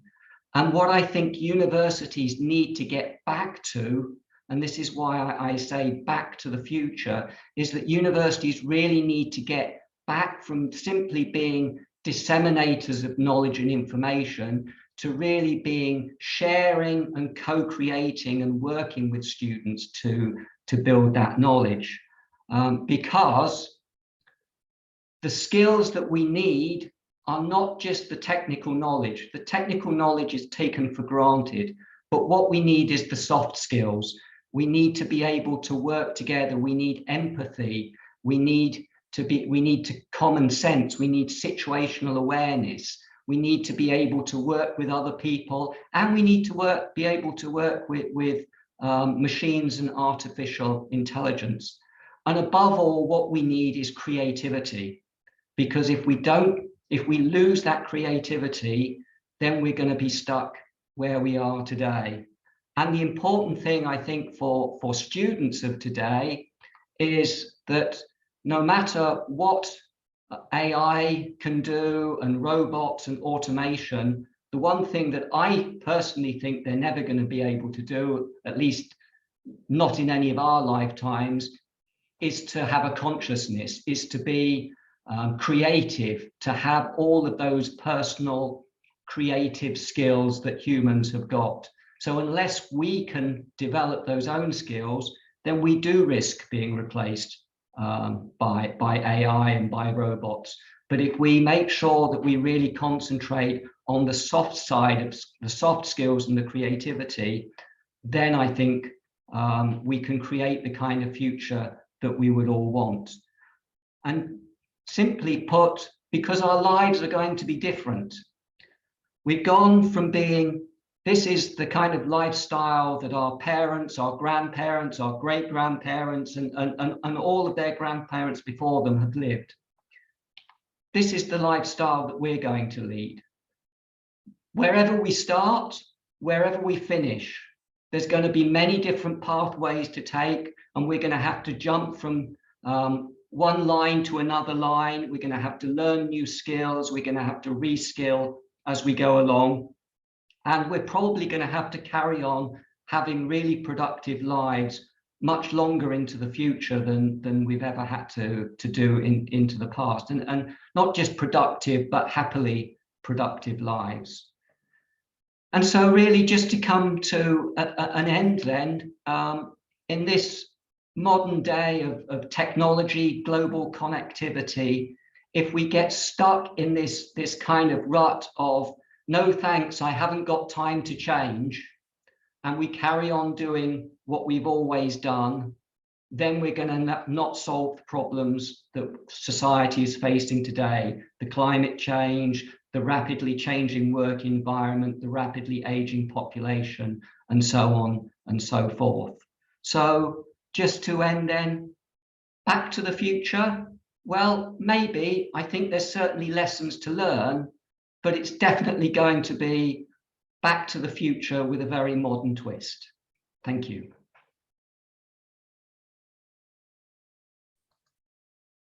Thank you so much, sir, for your time, and your ideas were really fascinating. Thank you. Moving on to our next guest, who is a very talented innovator. His creative ideas are transforming the Malaysian education system and making it better than ever. We feel honored to welcome Professor Pradeep Nair. Professor Pradeep is the Deputy Vice Chancellor and the Chief Academic Officer of the Taylor's University, Malaysia. A multiple national and international award-winning educational leader, Sir focuses on innovation in higher education. Professor Pradeep has led numerous institutional turnarounds and pioneered new concepts and ideas to embed whole person education in university curricula.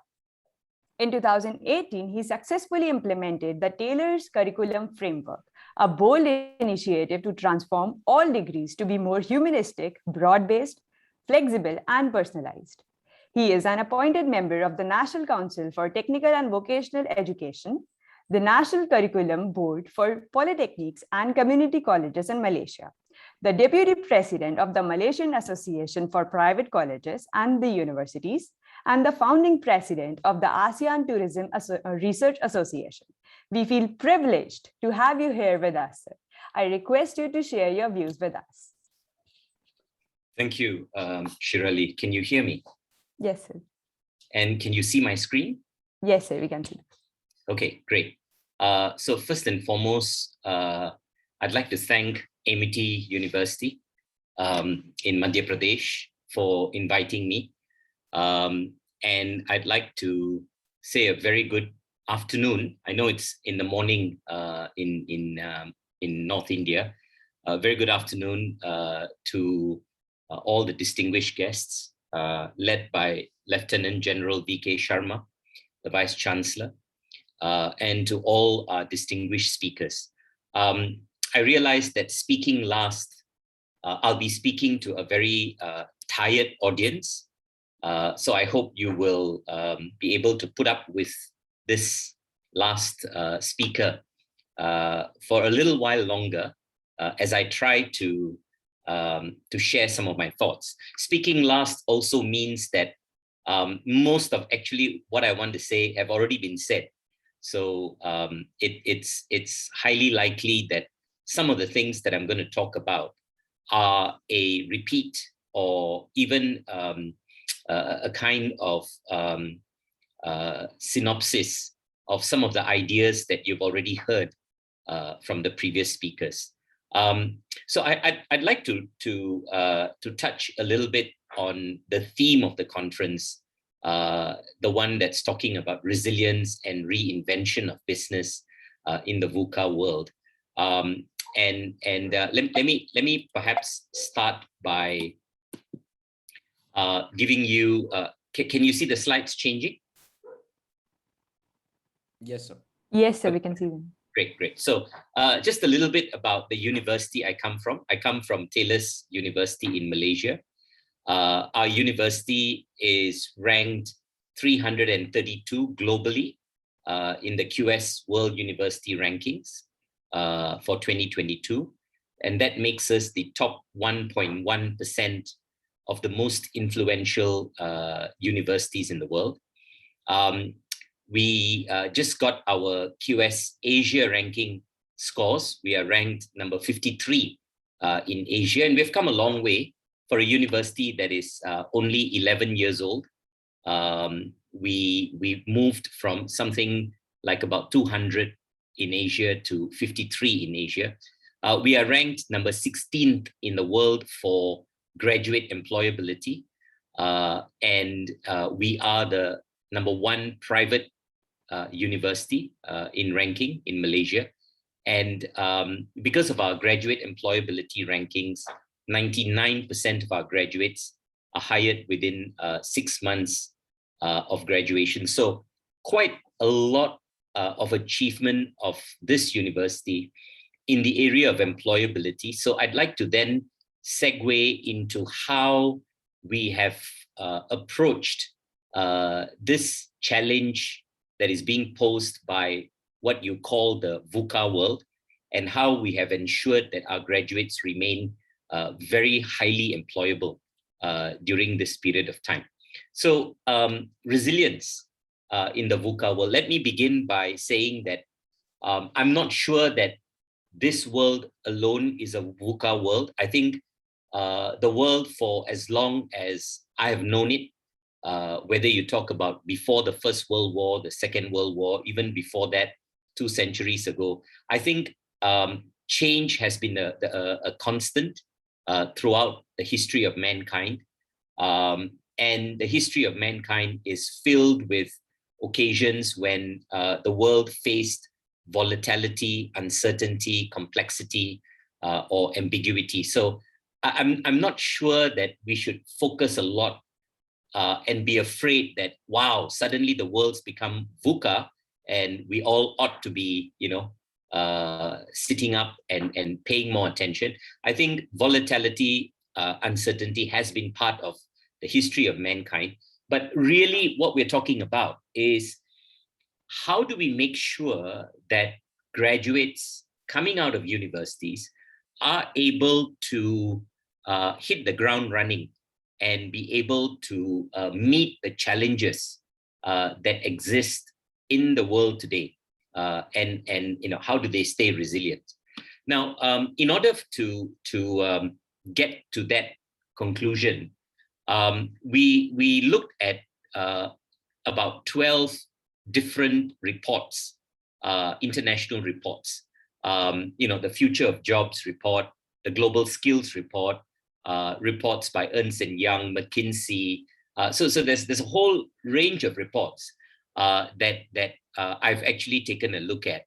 And I thought I would start off by sharing a summary of those reports.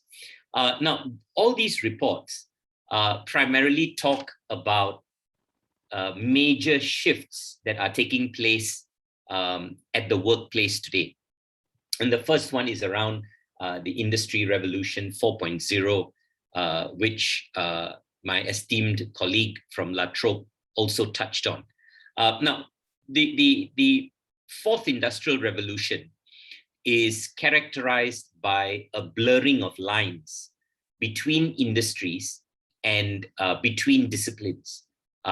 So where before you could study and graduate and get a job in a particular industry or in a particular discipline, the thing now is there is a lot of blurring of lines between these disciplines, that someone who is in the marketing field without much digital skills is actually of not much of a use. Quite the same as someone who is in the communications field but doesn't really understand human behavior or psychology of the human mind. You'll find that they struggle. So I think there is a great confluence of disciplines that's taking place. And there's a lot of overlapping knowledge between disciplines. And that's a characteristic or a feature of the fourth industrial revolution. Another feature of the fourth industrial revolution is that any job that can be automated will be automated. And everybody is talking about the displacement of jobs. But I also wanted to highlight that throughout the history of mankind, especially after the first industrial revolution, every time jobs are displaced or disappear, new jobs actually are created. And the good news is there is often a lot more new jobs than there are displaced jobs. So my message to graduates is don't get unduly frightened that the jobs 10 years from now are not going to be the same as what exists today. I think the real point to take note is that there will be a lot of new types of jobs that will emerge, and how ready are we for those new kind of jobs, right? At the same time, the reports also show that 40% of the core skills, job skills, will change around about 2025. So the kind of skill that you need for these jobs continue to evolve. And I think it's very important that graduates and universities take note of the fact that we have to keep up with the kind of core skills that are required. And there will be, during the fourth and even the fifth industrial revolution, a very seamless integration between humans and machines.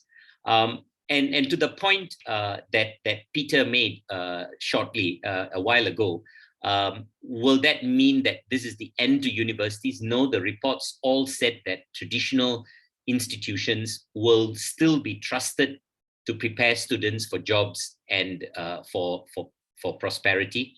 However, the reports say that degrees will become obsolete unless the degrees come along with proof of job-ready skills, right? And when we talk about job-ready skills, we're talking about graduates who are self-actualized, very strong social emotional skills, very strong critical creative thinking, communication, lifelong learning, entrepreneurialism, global perspectives. These are the kind of skills that are going to carry a premium in the years to come. The other feature of the fourth industrial revolution is that graduates are almost perpetually in a beta mode. That means they are, whatever you've learned almost never seems enough. And there's a constant need to unlearn and learn something new.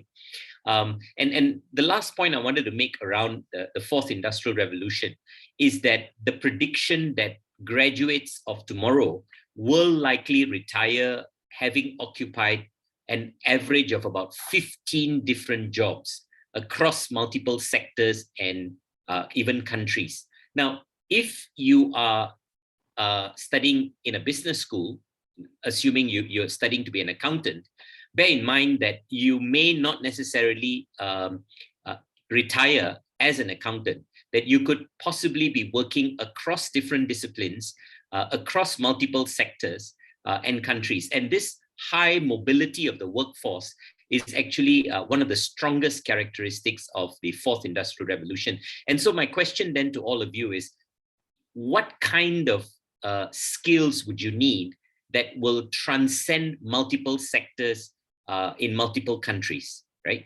So it's not just skills for a particular job, but skills for you to be able to survive across multiple sectors in multiple countries.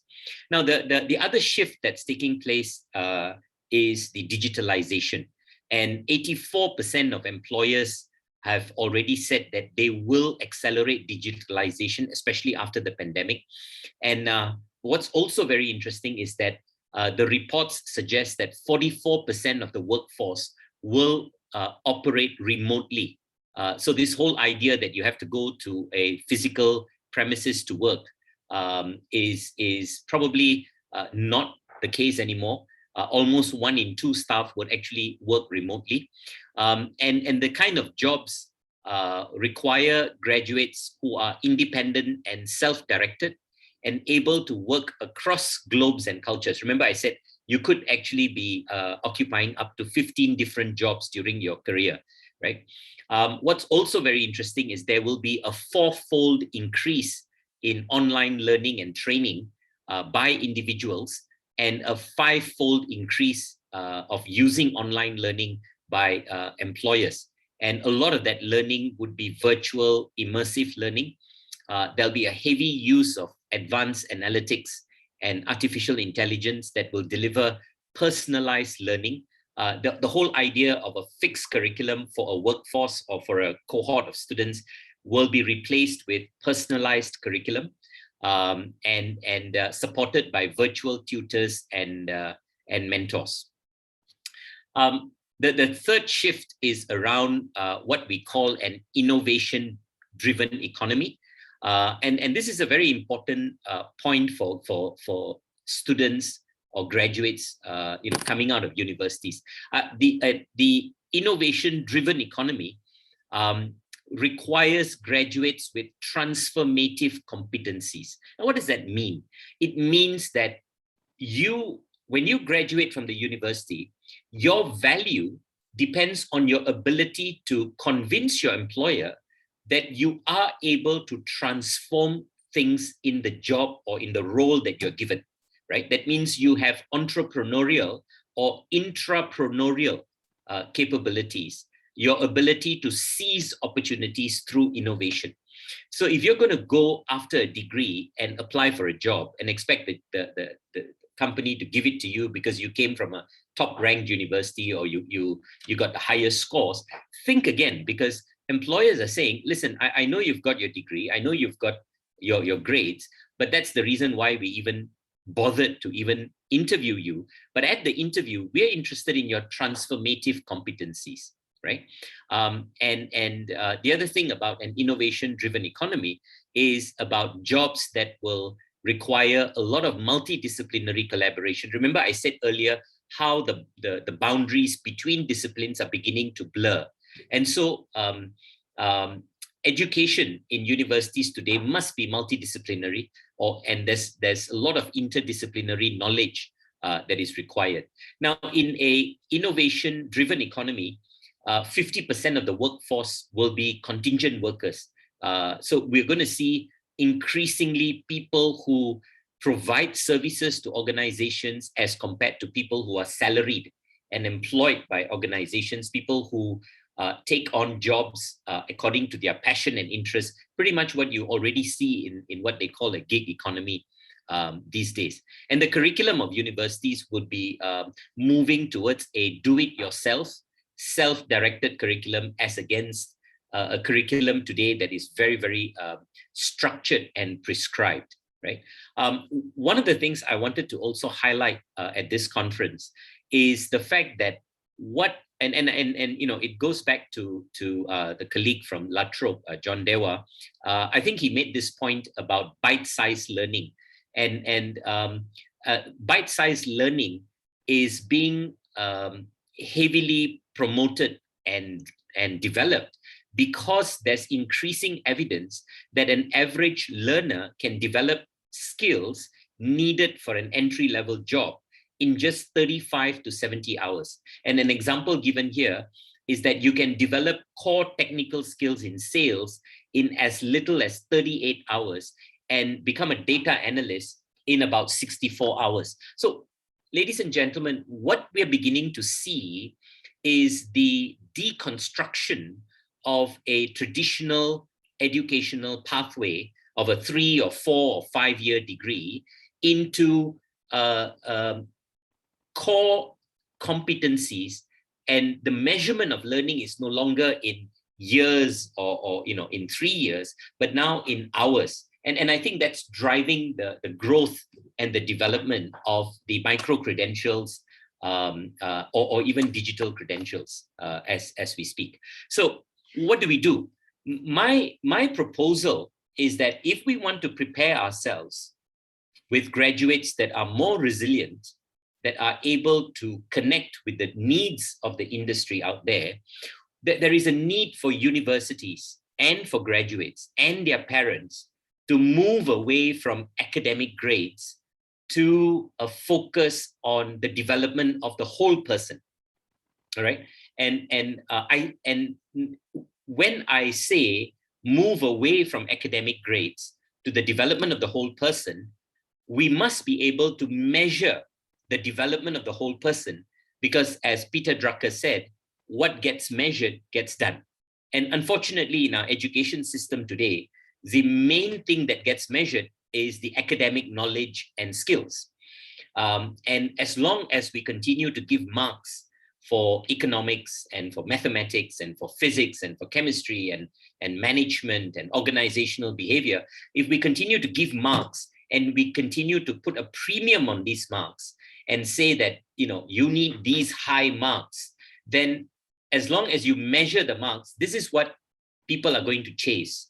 And if we say that people need to chase other skills, Peter talked about the soft skills, then we need to start measuring the soft skills. And I want to share with you a model that we've employed at Taylor's in Malaysia, where we actually measure the soft skills.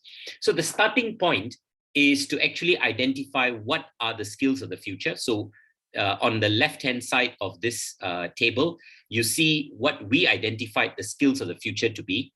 And you can see that the discipline-specific knowledge, which is the knowledge and the skills for the job, is just one of the 8 different skills that we identified.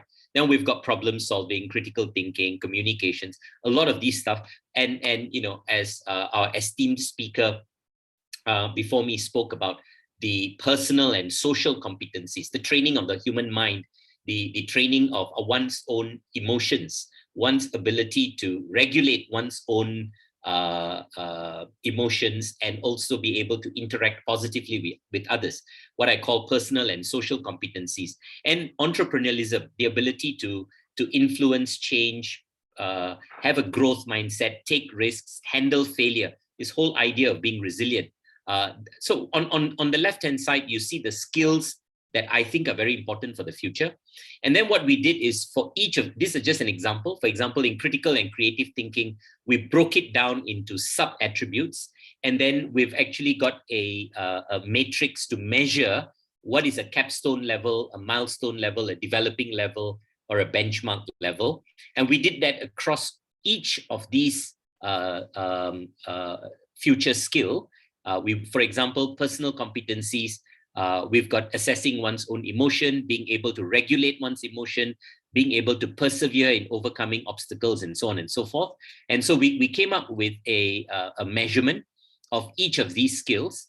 And eventually, we produced a graduate capabilities attainment statement at the end of their studies to say that, look, I know you've got so many marks for each of your academic subjects, but I'd also like to show you the marks that you've got for entrepreneurialism, the marks that you've got for problem solving, for global perspectives, for communication, for social competencies. And so we produced 2 transcripts, an academic transcript, the traditional academic transcript, but we also produced a graduate capabilities attainment transcript, one that actually gives the students a score on each of these competencies that we say is important for them to survive out there. And then we produce a web diagram where on a scale of 0 to 4, they get to see which of these skills they excel in and which ones they don't. Now, this is not given at the end, it's given every semester so that they get to work on the skills that where they're not very strong at, but they at the same time, they are aware of what their strength, their particular personal skills are, and which ones are the ones that they need to work harder on. And then accordingly, depending on their achievement in the soft skill areas, we award them a platinum or a gold or a silver. So every student in Taylor's today graduates with an academic degree and a Shine Award. And for the academic degree, you have your first class honors, second class upper, and all that. For the Shine Award, you have the platinum, the gold, and the silver. The academic award is a testament to your academic knowledge and skill, while the Shine Award is a testament to the kind of future job skills that you've developed. And they're both measured, and you need to graduate with both these transcripts and parchments in order to graduate out of the university. So I'll stop at this point, and just my concluding remarks would be that what gets measured gets done. So if we want our graduates to be resilient, if we want our graduates to have the kind of skills that the industry out there is looking for, if we want our graduates to have skills to become purposeful citizens of the world, then we have to stop producing just report cards, academic transcripts with academic grades. And we have to start measuring those other skills purposefully in order to be able to drive the behavior of our students, because students will focus on what gets them those grades that will be able to allow them to be considered successful. So I'll stop here. Thank you very much for this opportunity. We are truly charmed and touched with your informative comprehensions. I'm sure the students would be benefited a lot with your words. Thank you so much, sir. A man who moves a mountain begins by carrying small stones. MIT University, Madhya Pradesh always stands different when it comes to honoring efforts, nurturing talents, and their stepping stones of success. The priceless moment has come. Now it's time to acknowledge the efforts of all those sedulous diligence, a recognition to all those affluent researchers who have put in their unbelievable efforts to excel this achievement. We have received an overwhelming response from industry research scholars, students, and academicians from across the globe who have contributed their research papers on this International Conference 2021. I feel gratified in appraising that 81 papers were chosen on the basis of content, conciseness, and cogency out of 114 such attempts of acclaim by extremely reputed academicians and industry stalwarts. Here I request the delegates to please proceed for the release of ebook. Please.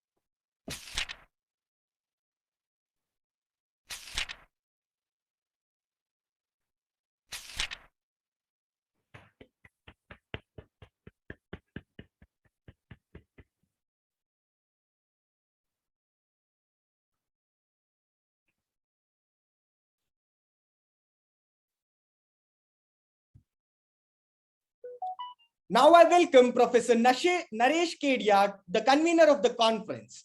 His radiance mirrors his deep-seated essence of dedication and commitment. Sir, I request you to take us forward with the question-answer round. Thank you so much, Anirudh, and a very good afternoon indeed to all the dignitaries present. Sir, it's been a wonderful day of learning a lot of things from the stalwarts, academician and industry experts.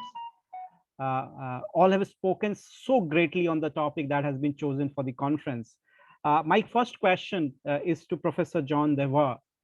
So you spoke about University 4.0 model and how university should concentrate more on doing public good. So one of the questions which has come from student is, sir, during COVID times, a lot of universities followed a model of online teaching.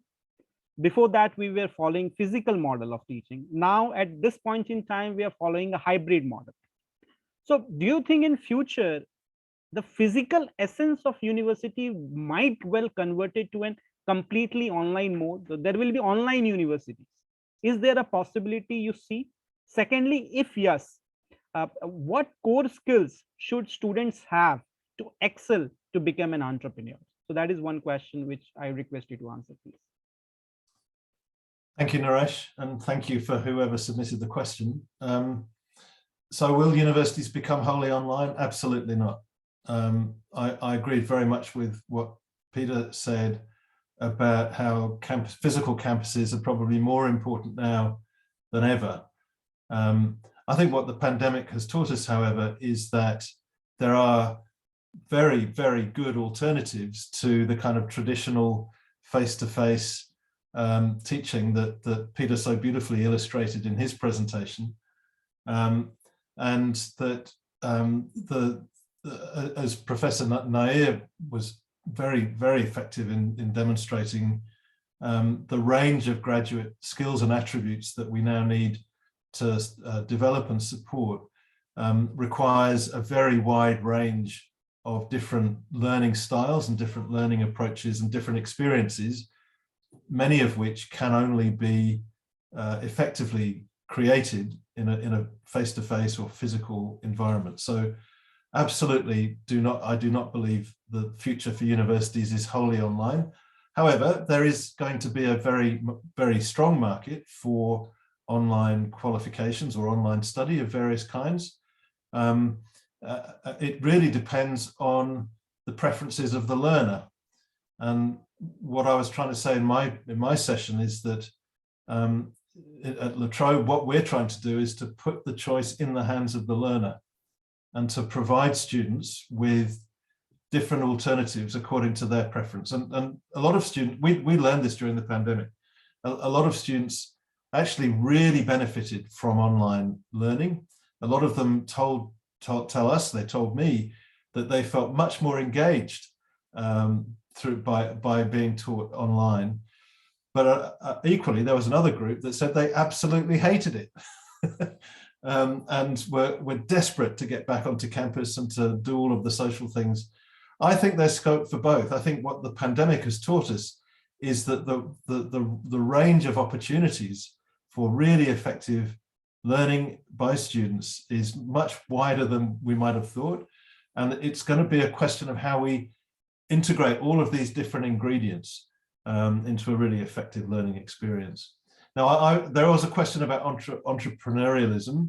I won't answer that because I think Professor Nair might be much better at answering that because his presentation touched on it. The only thing I'd say is that I think just about every university now is taking very seriously, how do we support students to develop an entrepreneurial mindset. At La Trobe, we have our own accelerator program through which a number of our students have passed, developing their own business ideas. But I think it's going to be a critical part. And of course, that depends in large part on being in the same place, face to face. So it does link back to the first question. But maybe Professor Nair could say more about what you do to create an entrepreneurial mindset. Yes, sir. Taking a cue from Professor Devar, Professor Nair, if you can please kindly speak a little more on how we can develop those core skills of innovation, thinking out of the box amongst the student, so that they become job givers and not job seekers in a long run. Okay, I think the universities worldwide will do well to differentiate between entrepreneurship, which is learning to do business, and entrepreneurialism, which is exposing oneself and developing the entrepreneurial mindset. Now, they're not mutually exclusive, but not everybody in the world, not every student of yours wants to be a businessman. And so I think it is wasteful if we try to make every one of our students into a business person. Because I think someone who has that acumen and that interest and that desire to want to do business will naturally follow the path. The role of universities, therefore, and I think John said that very well, you will have enablers like, accelerators, incubators that will facilitate the opportunity for students to learn how to do a startup and things like that. And I think I don't need to elaborate on that. A lot of universities are going in that direction. So that is the right way, and that's great. But I'd like to spend a bit of time then to focus on developing entrepreneurialistic mindset. And I think we need to break it down. What we did at Taylor's is we broke it down into 6 sub-attributes. So when we talk about entrepreneurialism, we're talking about developing a growth mindset. Now, it's about not being satisfied with the status quo, always trying to improve on what already exists.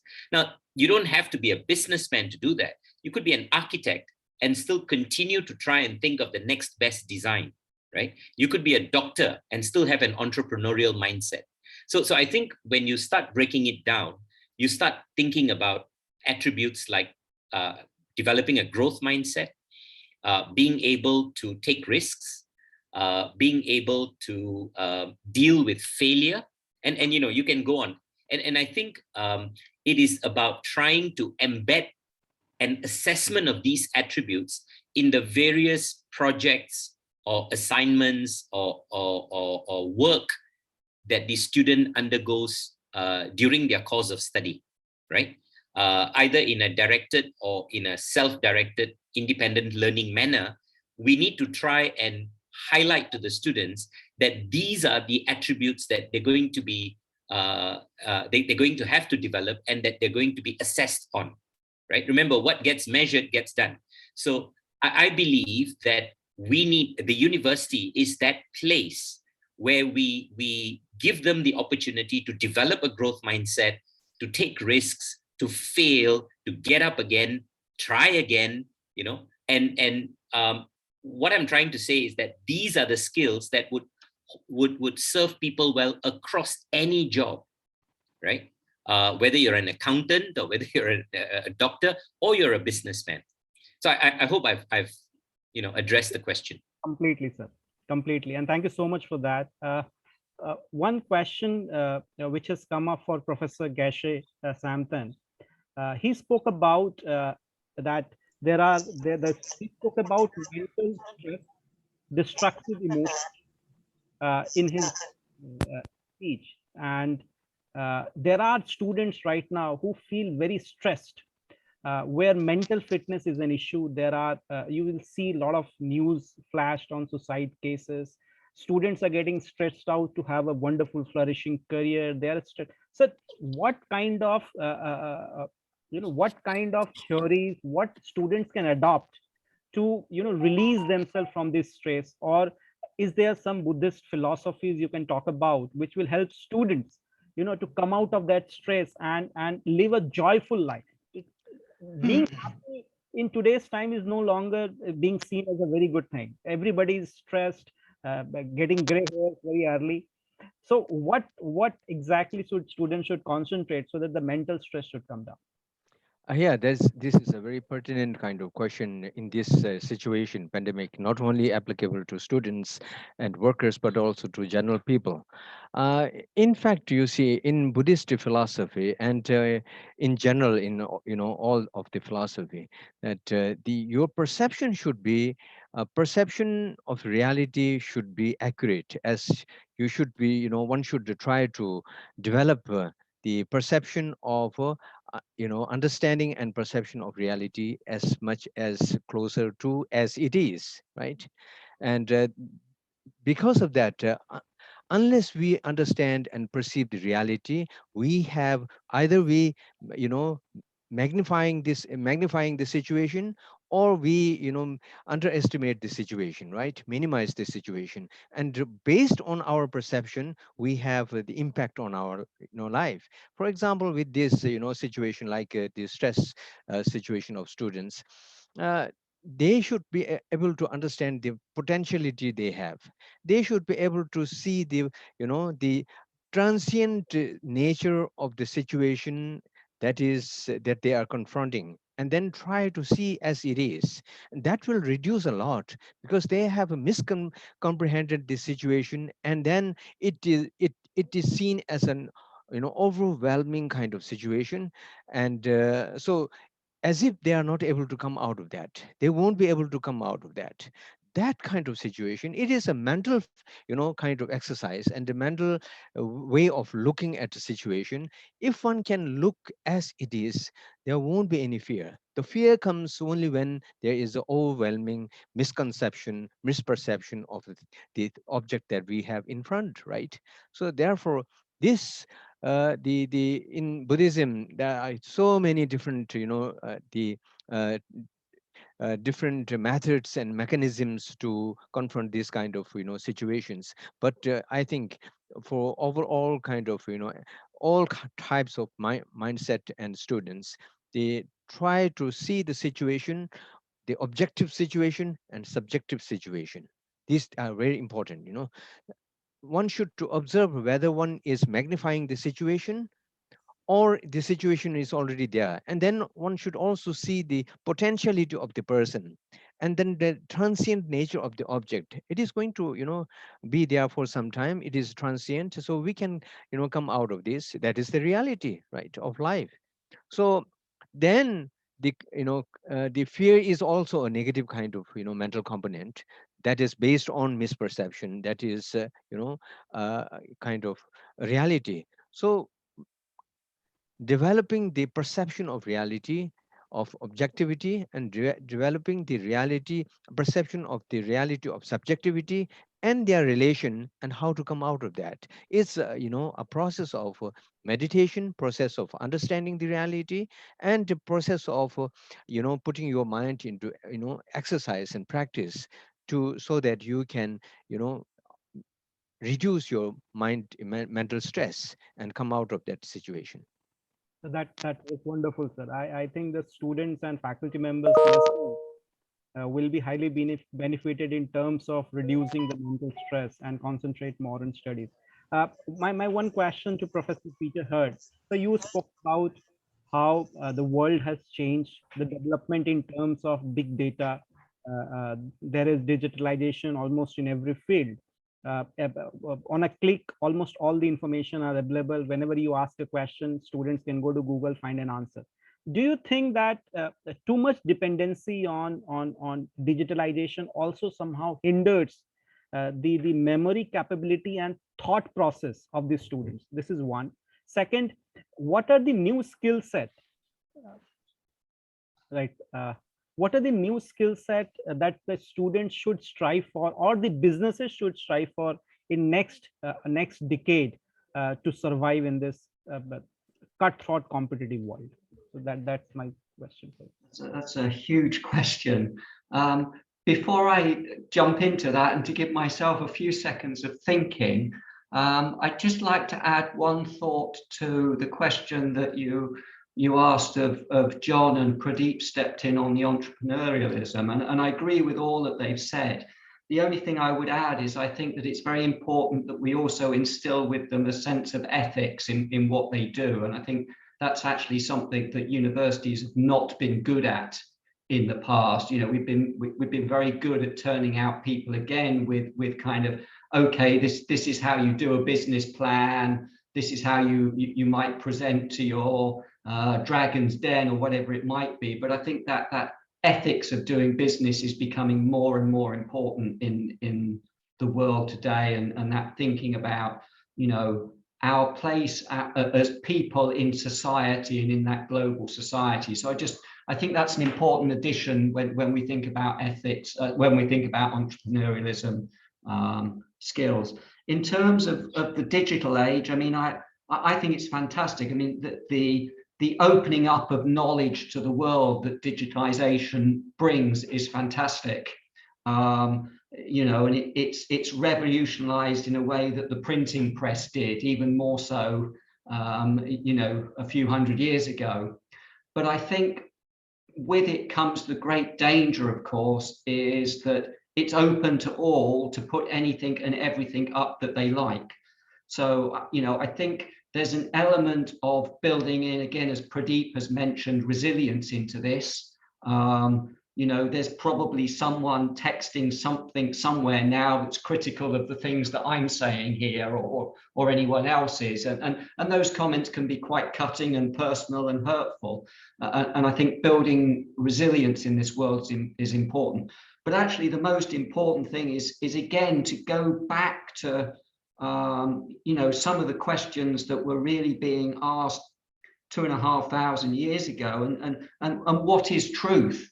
And I mean that in the sense that there's so much information out there, and some of it, you know, 1% of it is fantastic, but you know, 99% of it, there's opinion, there's misinformation, and I think what's important, therefore, is to build into this idea that yes, you can go and get anything off Google, but go and check it somewhere else. You know, look at multiple sources, check it, recheck it before you believe it. I think the real danger is not the digitization and that the information is out there. The danger is that we accept anything that's presented to us in any environment without questioning that and without, you know, critically analyzing it and looking at other sides of the argument before we come to our own opinion as to what is right and wrong. Right, sir.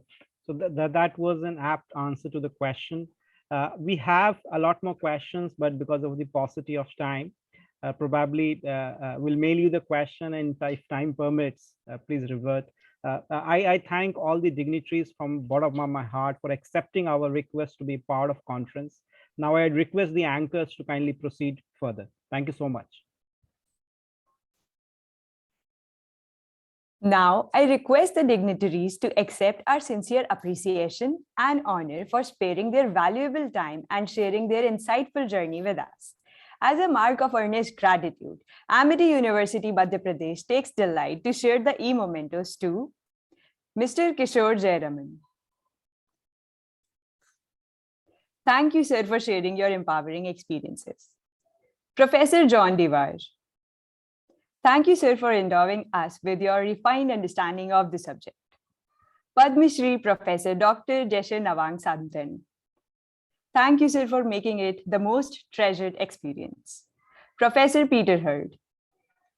Thank you, sir, for your delightful revelations. Professor Pradeep Nair. Thank you, sir, for your great insights. Thank you, luminaries, for gracing this event. We are delighted to acquire such ensuing and intense awareness. All your contributions were an act of benevolence. Amity University, Madhya Pradesh would forever want this friendship to blossom. We look forward towards a forever thriving, fruitful relationship with every academia and academicians who is an arm of this camaraderie. I would like to thank all our supportive sponsors for the conference and their priceless contributions. Now I request the IT team to kindly end the meeting. Thank you so much, everyone.